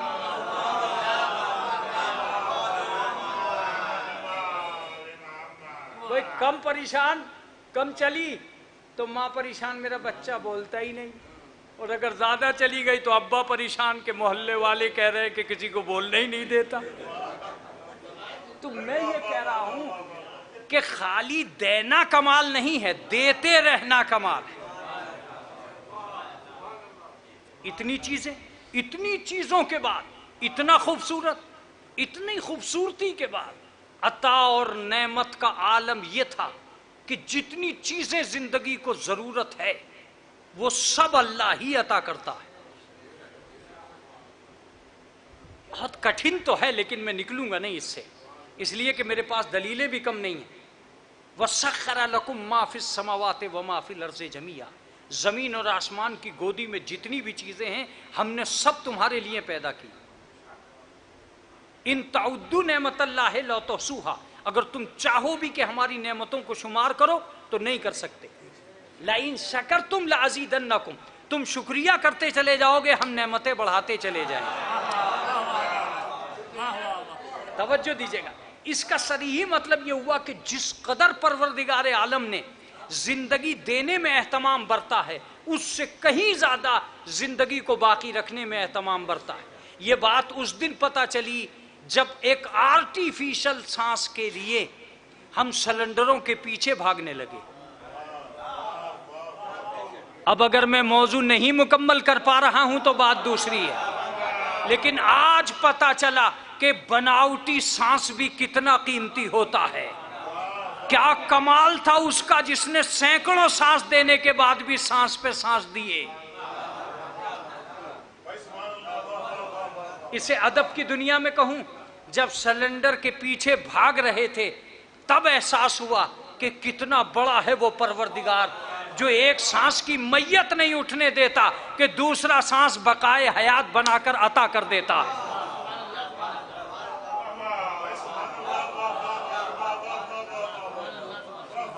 ایک سانس کے بعد جب دوسرا سانس آنے میں گھٹن محسوس ہونے لگے، کتنے سلنڈر ادھر سے ادھر ہو جاتے ہیں۔ ڈاکٹر سینے پہ ہاتھ رکھ کے کہتا ہے اب پھنسا ہے مرغا۔ بہت سارے تو ایسے ہوتے ہیں کہ ان کا سانس ٹوٹ جاتا ہے مگر ڈاکٹروں کی آس نہیں ٹوٹتی ہے۔ ایک صلوات پڑھ دے محمد و آل محمد۔ ظاہر سی بات ہے ہم اپنے آدمی کے لیے سوچ رہے ہوتے، ڈاکٹر اپنے اسپتال کے لیے سوچ رہا ہوتا۔ تمہیں اپنا آدمی بچانا ہے، اسے میڈیکل بچانا ہے۔ تم صحت کی سوچ رہے ہو، وہ تجارت کی سوچ رہا ہے۔ میں کبھی کبھی کہتا ہوں کہ اگر میڈیکل میں تجارت نہیں ہو رہی ہے تو یہ گولیوں کے کلر کیوں بدل رہے ہیں؟ کیا جاہل سمجھتے ہیں آپ ہمارے سماج کو کہ یہ کالی والی دوا ہے، وہ پیلی والی دوا ہے، وہ لال والی دوا ہے؟ جب ساری دوائیوں کا رنگ سفید ہی ہوتا ہے اندر سے تو باہر سے لال کیپسول یہ بتا رہا ہے کہ میڈیکل میں بزنس ہوتی ہے؟ اگر میڈیکل میں بزنس نہیں ہوتی ہے تو یہ کیوں ہو رہا ہے کہ مردوں کو وینٹیلیٹر پر لٹا کے بل پیش کیے جا رہے ہیں؟ اس کا مطلب یہ ہے مومنین کرام، ہمیں بستر پر بیٹھ کر، فرش عزا پر بیٹھ کر یقین کرنا چاہیے کہ کچھ کام دوا کرتی ہے تو کچھ کام دعا بھی کرتی ہے۔ آئے ہائے آئے ہائے آئے، کچھ کام دوا کرتی ہے تو کچھ کام دعا بھی کرتی ہے۔ ضروری نہیں ہے کہ ہر مرنے والے کو ہم بیڈ پر ہی لٹا کر دعا کریں، اسی لیے کہا گیا تھا کہ کچھ کو تو اس لائق رہنے دو کہ یاسین پڑھ سکو۔ سارے کام دولت کے بل پہ نہیں ہوتے، کچھ کام قدرت کے بل پہ بھی ہوتے ہیں۔ اگر خود کو قدرت کے حوالے کرو، میں کبھی کبھی کہتا ہوں کہ اگر بات رحمان کی مان لی ہوتی تو ڈاکٹروں کی بات ماننی ہی نہ پڑتی۔ ڈاکٹر نے تو بہت دیر بعد میں کہا ہے کہ ارلی مارننگ چلو، ارلی مارننگ واک کرو۔ اللہ کا رسول تو پہلے ہی کہہ گیا تھا کہ صبح کی نماز محلے کی مسجد میں پڑھو۔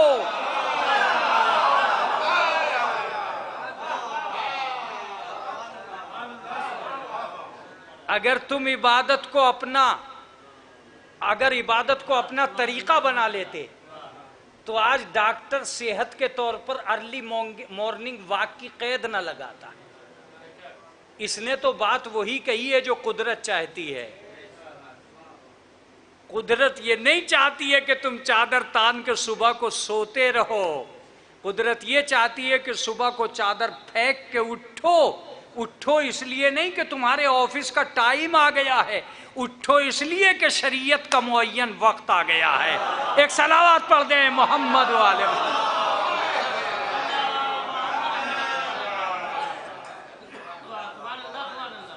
چلیے اب میرا موضوع بہت پیچھے نہ رہ جائے اس لیے میں واپس پلٹتا ہوں۔ ایک انسان کو اللہ نے کہا کہ ہم نے تمہیں بہترین بنایا۔ بہترین بنایا؟ کتنا بہترین معبود کا جتنا بھی بہترین بنایا ہے تم اپنی کاپی پر غور کرتے رہو اور دیکھتے رہو۔ میں نے دنیا کو بھی اتنا حسین نہیں بنایا جتنا ایک انسان کو بنایا۔ شاید میری بات مدھم پڑ رہی ہے لیکن مدھم پڑھنی نہیں چاہیے۔ جس دن تم خود کو پہچان گئے اس دن ساری دنیا خدا کو پہچان جائے گی۔ کیا لفظ تھا یہ، خدا کی قسم! من عرف نفسہ فقد عرف ربہ، جس نے خود کو پہچان لیا اس نے خدا کو پہچان لیا۔ ظاہر سی بات ہے جو خود کو ہی نہیں پہچانتا وہ خدا کو کیا پہچانے گا؟ جو خود کے ہی قابل نہیں ہے وہ خدا کے قابل کیا ہوگا؟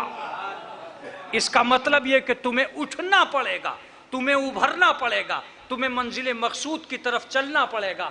تم یہ سوچ کر آگے بڑھو کہ تم قدرت کا نمونہ ہو، تمہیں کو احسن تقویم پر پیدا کیا گیا ہے اور تمہیں ہو وہ جو ساری مخلوق سے افضل و اعلیٰ بنائے گئے ہو۔ تمہاری دنیا کبھی بھی آباد نہ ہوتی، تمہاری دنیا کو آباد کیا گیا ہے افضل و اعلیٰ بنا کر۔ ایک صلوات پڑھ دیں محمد والے۔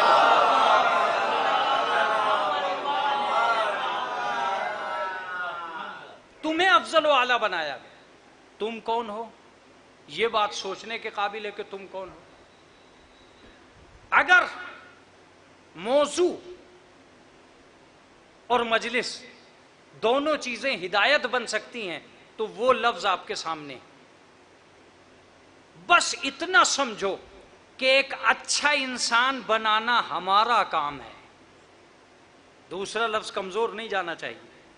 اچھا انسان بنانا ہمارا کام ہے، اچھا انسان بنے رہنا تمہارا کام ہے۔ آگا کتابیں ختم ہو جاتی ہیں اس لفظ پر۔ ہم نے بنایا تھا، تم بنے رہو۔ تمہاری ڈیوٹی یہ ہے کہ تم گھر سے نکلو انسان بن کر، گھر میں داخل ہو انسان بن کر۔ کبھی بھی ایسا مت کرنا کہ تم گھر سے نکلے انسان بن کر، داخل ہوئے حیوان بن کر۔ تمہیں صرف انسان بنے رہنا ہے ہر جگہ۔ گھر سے نکلو انسان بن کر، گھر میں داخل ہو انسان بن کر۔ تم گھر سے نکلے، ہرس و حوث نے تمہارے گلے میں باہیں ڈال دی، تم لومڑی بن گئے۔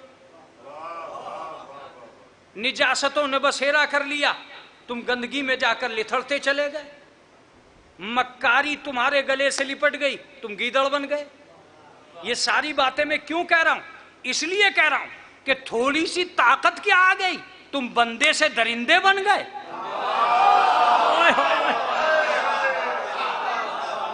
کیا جملہ ہے خدا کی قسم، تم بندے سے درندے بن گئے. لفظ سنیے اور مجلس سنیے، لفظ سنیے اور مجلس سنیے. لفظ میں یاد رکھو، ہم نے تمہیں بندہ بنا کے بھیجا ہے، درندہ بنا کے نہیں بھیجا.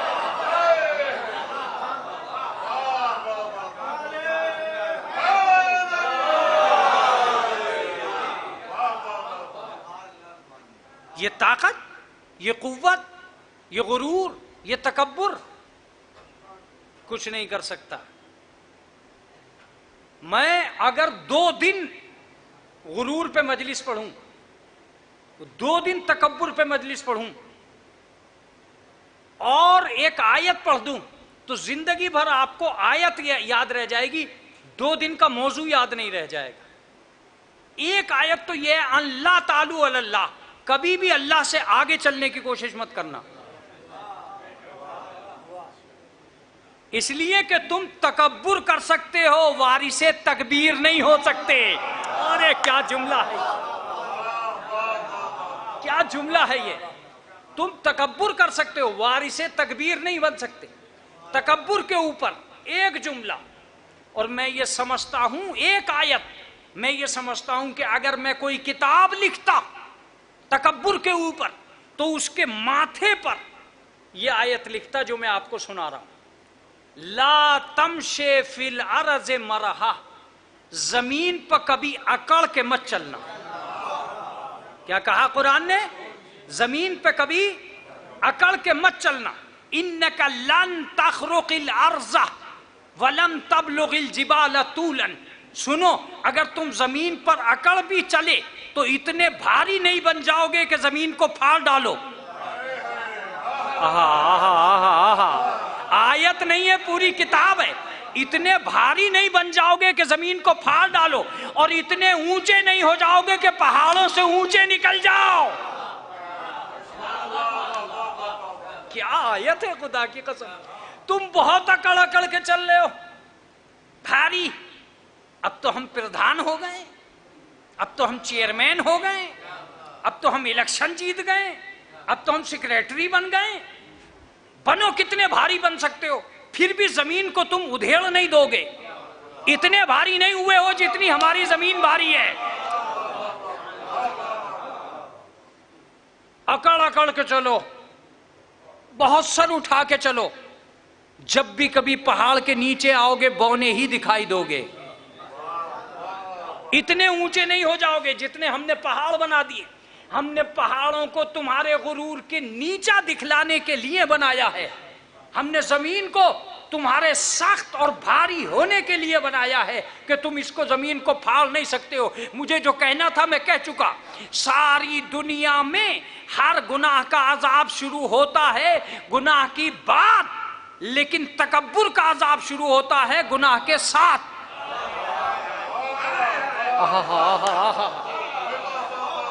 آپ کہو گے مولانا یہ گناہ کے ساتھ سمجھ میں نہیں آ رہا. جیسے ہی تکبر مند آدمی، غرور مند آدمی، گھمنڈ کرنے والا آدمی، ایگو پالنے والا آدمی جیسے ہی گھمنڈ کی دنیا میں اترتا ہے، دوسرے لوگ اس سے اس لیے نہیں ملتے کہ وہ گھمنڈی ہے.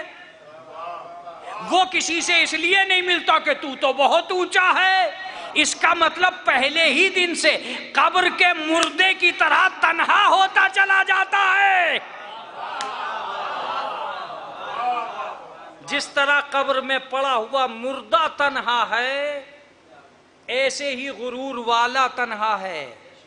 کتنا ایگو پالو گے، کتنا گھمنڈ کرو گے، کتنا غرور کرو گے، کرو.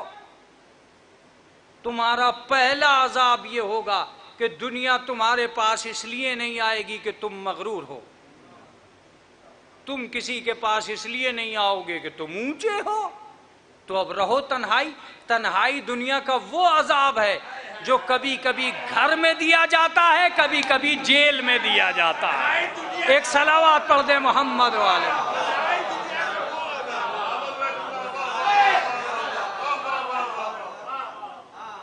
لہذا ایک انسان کو کیا بنایا؟ انسان بنا. اگر تم انسان بنے رہے تو بڑا مسئلہ. انسان کون ہے؟ انسان جم کا پلا ہوا وہ بولر مرغا جس کے ڈولے شولے سامنے آتے ہی وہ اپنے کو انسان سمجھتا ہے، باقی کو حیوان سمجھتا. یاد رکھو تمہیں جم نے صحت مند نہیں بنایا ہے، جسم نے صحت مند بنایا ہے. اگر یہ جسم نہیں ہوتا تو جم کیا کرتا؟ تو جم پہ مت اکڑنا، جسم پہ اکڑنا. شکریہ ان کیپسولوں کا مت کرنا جنہوں نے تمہیں پھلا دیا ہے، اس اللہ کا شکریہ کرنا جس نے جسم میں یہ گنجائش رکھی تھی کہ وہ پھیل سکے اور سکڑ سکے. کیا تم نہیں جانتے ہو کہ جم سے پہلے بھی موٹے اور پتلے ہوتے تھے؟ یہ موٹے اور پتلے ہوتے اس لیے تھے کہ اللہ یہ جتانا چاہتا تھا کہ جسم میں یہ گنجائش ہے کہ ایک موٹا ہو اور ایک پتلا ہو. تم کیا سمجھ رہے ہو جم کیا چلے گئے؟ تم نے سارے سماج کو کمزور سمجھ لیا. شکریہ جم کا مت کرو، جسم کا کرو. ہم نے تمہیں انسان بنایا ہے، انسان بنو. انسان کون ہے؟ تم جس کو انسان سمجھ رہے ہو وہ جسم ہے، جسم کا نام انسان نہیں ہے. اب اگر میری تقریر گم ہو رہی ہے تو بات دوسری ہے، لیکن الفاظ گم نہیں ہونے چاہیے. بہت دن تک یاد رہنے والے الفاظ آپ کے سامنے آ رہے ہیں. معاف کیجئے گا، جسم کو انسان نہیں کہتے، علم کو انسان کہتے. میں اگر کل تک بھی اس لفظ کی تکرار کرتا رہوں تو یہ کم ہے. آدمی جسم سے نہیں پہچانا جاتا، آدمی علم سے پہچانا جاتا. دوسرا لفظ، آدمی ذات سے نہیں پہچانا جائے گا، صفات سے پہچانا جائے گا. اے کاش تم نیٹ کے قابل بنا دو میرے بیان کو تو یہ لفظ سنو مجھ سے. سوال یہ نہیں ہے کہ دولت میں کون زیادہ ہے، سوال یہ ہے کہ فضیلت میں کون زیادہ ہے. وہ لفظ سنو جس کے بعد یہ موضوع ختم ہو جاتا ہے. سوال یہ نہیں ہے کہ مالدار کون ہے، سوال یہ ہے صاحب کردار کون ہے.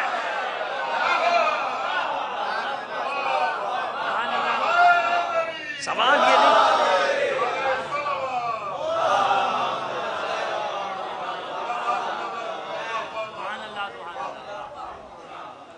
کبھی بھی یہ کوشش مت کرنا کہ تم جسم سے اپنی پہچان بناؤ، علم سے پہچان بناؤ.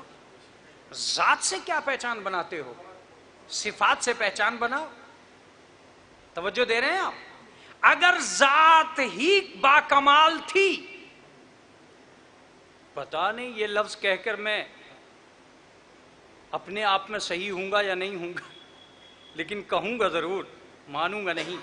اگر ذات ہی سب کچھ ہوتی تو کیا ضرورت پڑی تھی کہ آل محمد کو کسی کو سید بنانے کی؟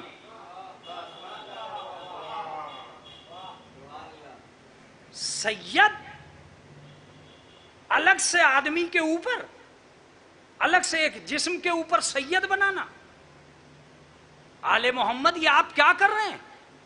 آنکھ ناک ہاتھ پیر کان ہی تو تعارف ہے کا غلط سوچ رہا ہے.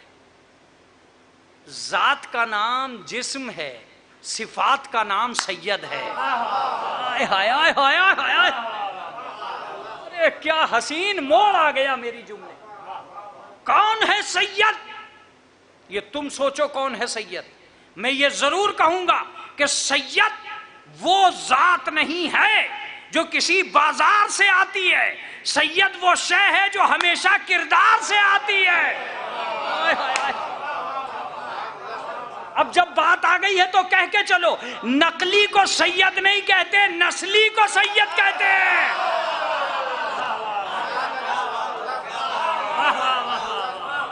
توجہ دیجیے گا، جو محنت سے بنے، توجہ دیجیے گا، جو محنت سے بنے وہ سید نہیں ہے، جو فاطمہ کی نسبت سے بنے وہ سید ہے. ارے کیا جملہ ہے یہ.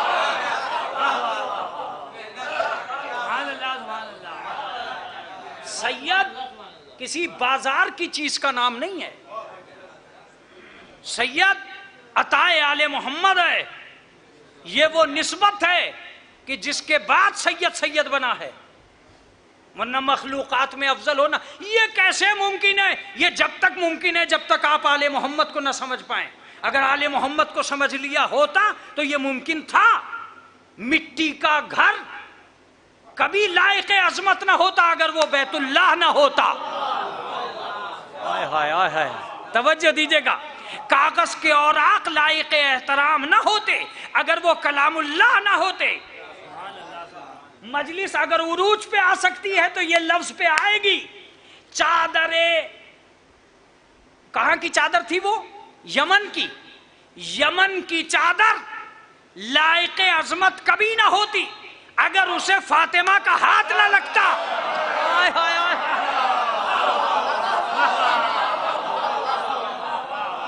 یہی تو ہے۔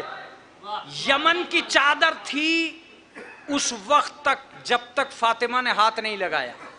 جیسے ہی فاطمہ نے ہاتھ لگایا چادر یمنی قیامت تک کے لیے چادر تطہیر بن گئی۔ آپ کا چپ ہونا، میرا نہ سمجھا پانا، مجھے دونوں باتیں سمجھ میں آ رہی ہیں۔ یہ چادر تطہیر کب بنی؟ جب فاطمہ نے اسے مس کیا اور رسول اللہ کو اڑایا۔ اس کا مطلب یہ کہ جسے خالی مس کر دے، جب چادر چادر تطہیر بن گئی تو جس نسل کو اپنی نسبت دے دے۔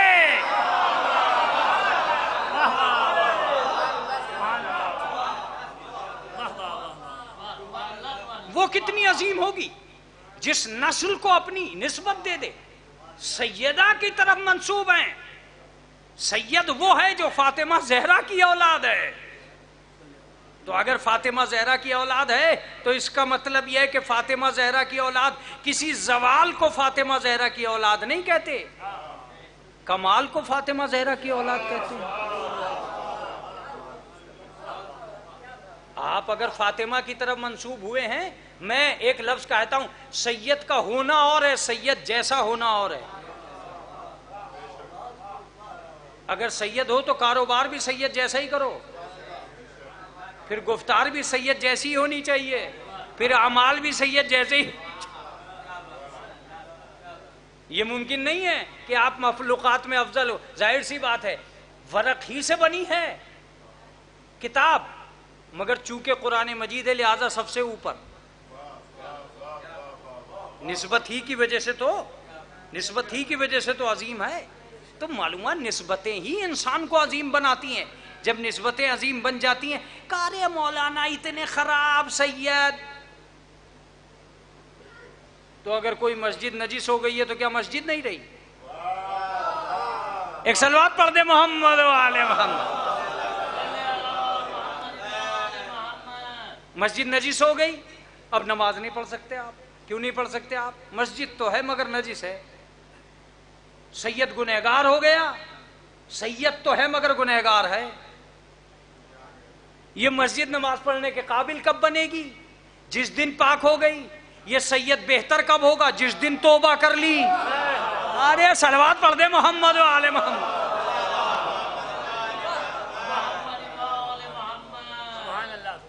چنانچہ روایات کے اندر یہ پایا جاتا ہے کہ آل محمد نے یہ بات کہی ہے کہ کسی سید کا احترام اس کے اعمال کی وجہ سے مت کرو، ہماری نسبت کی وجہ سے کرو، چونکہ اسے سید اس کی حرکتوں نے تھوڑی بنایا ہے، اسے تو سید ہماری نسبتوں نے بنایا ہے۔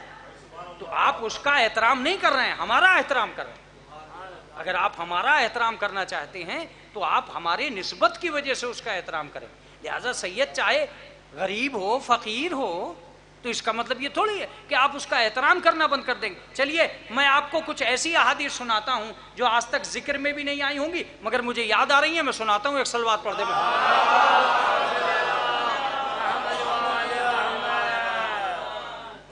دنیا کے ہر آدمی نے لفظ سید کی تعریف کی ہے۔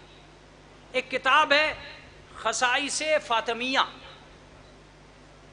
اس کتاب میں سید اور سیدہ پر ایک بہت گراں قدر بحث کی گئی ہے۔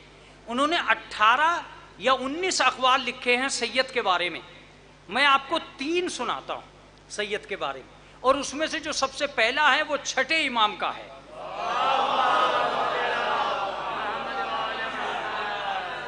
چھٹے امام کا قول ہے اور اسی پر کتاب بند ہو سکتی ہے اگر آپ نے غور و فکر کر لیا. یہ مجلس نایاب ہو سکتی ہے, ایک مکمل مجلس ہو سکتی ہے اگر آپ کے مادھیم سے یہ دنیا تک پہنچ رہی ہے. متوجہ فرمائیں, چھٹے امام فرماتے السید من کان مع الحق صدقا, جو ہمیشہ حق پہ رہتے ہوئے سچ بولے وہ سید ہے. بات ختم ہو گئی, بات ختم ہو گئی. جو ہمیشہ حق پہ رہتے ہوئے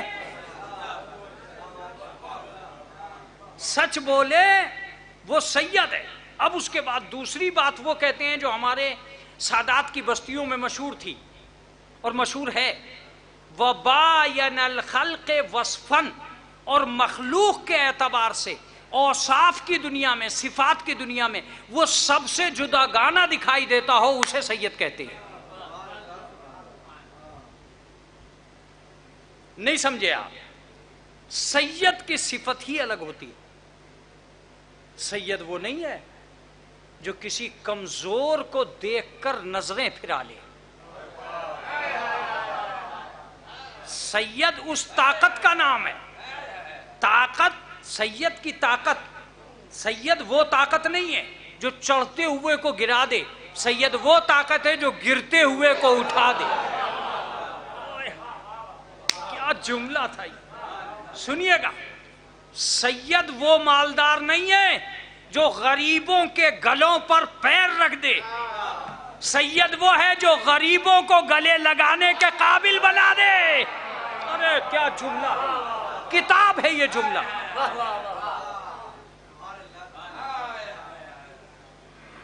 ایک صاحب ابن عباس ہیں جو بہت مشہور ہیں. ابن عباس کہتے ہیں السید الصبور, سید بے پناہ صبر کرنے والے کو کہتے ہیں. ایک قتادہ ایک راوی ہیں, ان کا کہنا ہے کہ سید نام ہے لا یغلبہ الغضب, جس کے اوپر غضب غالب نہ آئے اسے سید کہتے ہیں. لا یغلبہ الغضب, جس کے اوپر غضب نازل نہ ہو اسے سید کہتے ہیں. ایک صاحب اور راوی ہیں وہ کہتے ہیں السید الشریف, شریف انسان کا دوسرا نام سید ہے, یا سید کا دوسرا نام شریف. آپ نے محسوس کیا اس کا مطلب یہ کہ ہم جناب فاطمہ کی نسبت کی وجہ سے ذات میں صفات کا اضافہ کرتے ہیں. جناب فاطمہ وہ رونق حیات ہیں جو زمین پر اتری ہی اس لیے تھی کہ انسان کو اپنی نسبت دے کر بلند کر دیں. اب آخری لفظ سنیے مجلس کا. میں سمجھ رہا ہوں کہ سناٹا کیوں ہو رہا ہے. اس سناٹے کے بعد آخری لفظ سنیے. وہ اتری ہی اس لیے تھی کہ انسان کو ایک ایسا دروازہ عطا کر دیں کہ آسمان والا بھی آئے تو وہیں کھڑا ہو, ایران والا بھی آئے تو وہیں کھڑا ہو.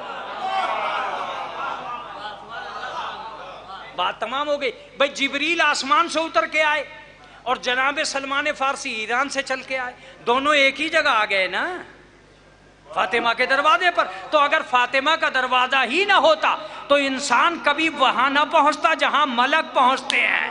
ایک صلوات پڑھ دیں محمد والے.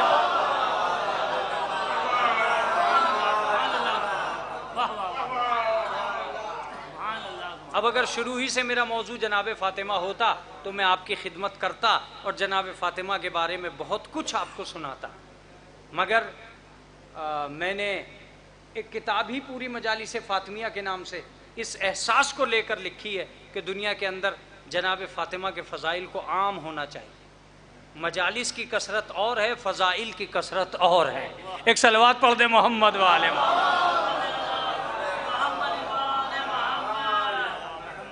بس اب اس سے زیادہ اس مجلس میں یہ طاقت نہیں ہے کہ میں سماعت کو بہت دیر بریانی سے دور رکھ سکوں. ایک صلوات پڑھ دے محمد والے.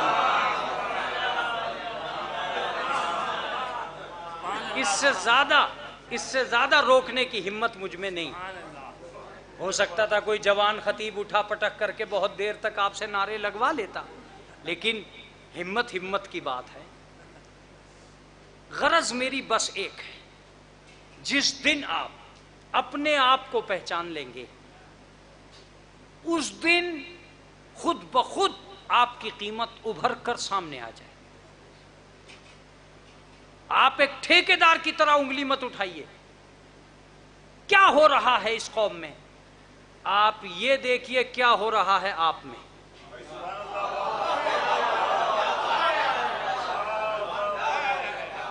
آپ میں کیا ہو رہا ہے؟ اسلام میں پہلے ہی سے دو قسم کے لوگ دکھائی دیے ہیں، کچھ ٹھیکیدار ہوتے ہیں، کچھ ذمہ دار ہوتے ہیں۔ توجہ دیجیے گا، کچھ ٹھیکیدار ہوتے ہیں، کچھ ذمہ دار ہوتے ہیں۔ ٹھیکیدار بیچنے کا کام کرتے ہیں، ذمہ دار بچانے کا کام کرتے ہیں۔ ایک صلوات پڑھ دیں محمد والے۔ ٹھیکیدار کا کام کیا ہے؟ بیچنا۔ ذمہ دار کا کام کیا ہے؟ بچانا۔ وہ بیچنے پر تل گیا، اس نے حلال کو حرام، حرام کو حلال بنا دیا۔ وہ بچانے پر تل گیا، وہ چادر اوڑھ کے گھر میں بیٹھ گیا، میں جاؤں گا ہی نہیں، میں باہر ہی نہیں رہوں گا، کم سے کم اسلام تو بچے گا۔ اگر میں بھی لڑنے لگا تو اسلام ہی ختم ہو جائے گا۔ لہٰذا حضرت علی نے یہ فیصلہ کیا کہ مجھے حکومت ملے نہ ملے، میں اپنے گھر میں بیٹھ جاؤں۔ یہ گھر میں نہیں بیٹھے تھے، یہ بچانے کی خاطر ایک ترکیب تھی تاکہ دنیا کل پہچان لے کہ ٹھیکیدار کون ہے، ذمہ دار کون۔ متوجہ ہوئے آپ؟ ایک اور جملہ سن لیجئے، اگر مسلمانوں میں ہر آدمی ذمہ دار ہی ہے تو پھر کربلا کی جنگ کیوں ہوئی؟ کربلا کی جنگ تھی ہی دو لفظوں کے درمیان میں، ٹھیکیدار کون ہے، ذمہ دار کون ہے۔ ارے اس سے بڑا لفظ نہیں ہے میرے پاس۔ سبحان اللہ، سبحان اللہ، کیا جملہ۔ ظاہر سی بات ہے، وہ ٹھیکیدار تھا جس کے لیے بیعت لی جا رہی تھی، اور وہ ذمہ دار تھا جو بیعت سے انکار کر رہا تھا۔ اس نے کہا کہ میری ذمہ داری میں ہے ہی نہیں کہ میں کسی غیر معصوم کی بیعت کروں، دنیا میں معصوم کی بیعت ہوگی، مگر ٹھیکیداری چونکہ کثیر تعداد رکھتی تھی، لہذا ہر دور کو پہچاننا چاہیے کہ کثیر تعداد ٹھیکیداروں کی ہوتی ہے، ذمہ داروں کی نہیں۔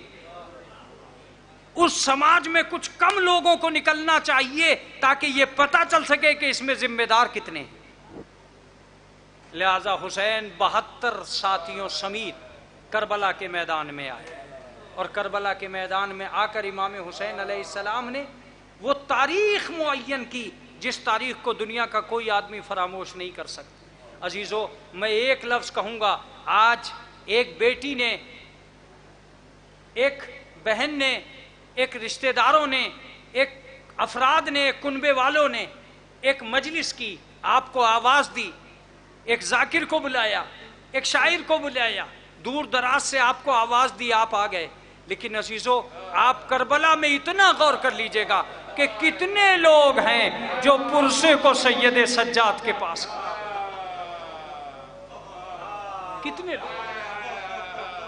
آج بھی میں اور آپ اس جگہ نہیں آ سکے ہیں مصائب کی دنیا میں جہاں میرا مولا کربلا میں گزر گیا تھا۔ کیا آپ نہیں دیکھتے ہو کہ میں نے نہیں دیکھا ہے کہ کسی سماج میں کوئی بھی میت اٹھ رہی ہو، اس میں اکیلے آدمی نے میت اٹھائی؟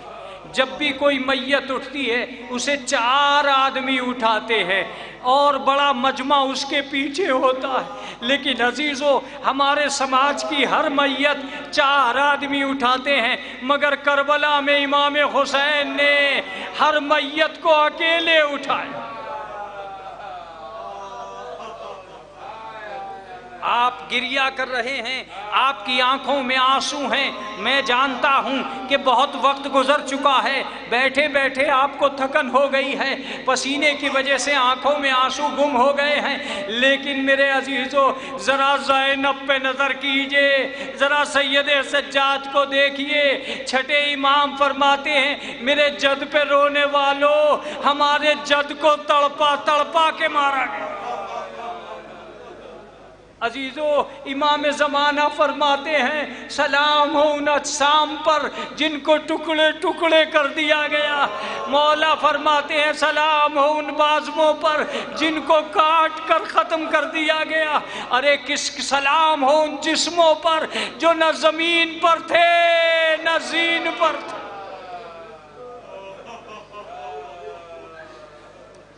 اجرکم اللہ، خدا آپ کو کسی غم میں نہ رلائے سوائے غم آل محمد کے۔ میں اپنی مجلس کو تمام کرتا ہوں یہ کہہ کر کہ جب بھی کبھی میت اٹھ رہی ہو ایک منظر دیکھنا کہ جیسے ہی کوئی کاندھا لگانے والا کاندھا لگاتا ہے، اگر کاندھا لگانے والا بزرگ ہوتا ہے تو جوان اس کو جا کر ہٹا دیتے ہیں اور یہ کہتے ہیں کہ آپ کے بس کا روگ نہیں ہے کسی میت کو بہت دیر تک کاندھے دینا۔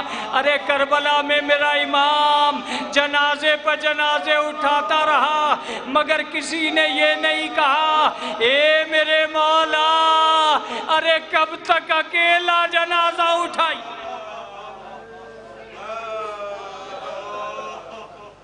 اجرکم اللہ، اجرکم اللہ، آپ کی آوازیں بلند ہیں، خداوند عالم آپ کو کوئی غم نہ دے سوائے غم آل محمد کے۔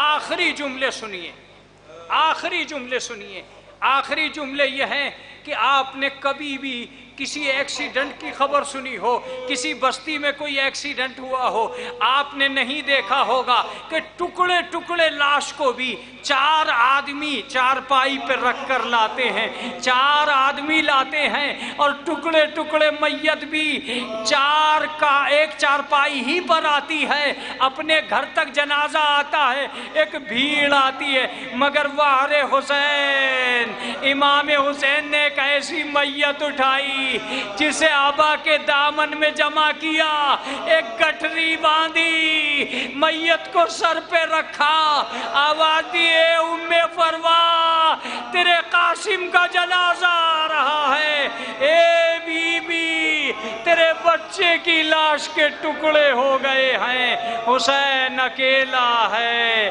واہ حسینہ واہ غربتا واہ نصرتا واہ عباسا واہ قاسما الا سیعلم الذین ظلموا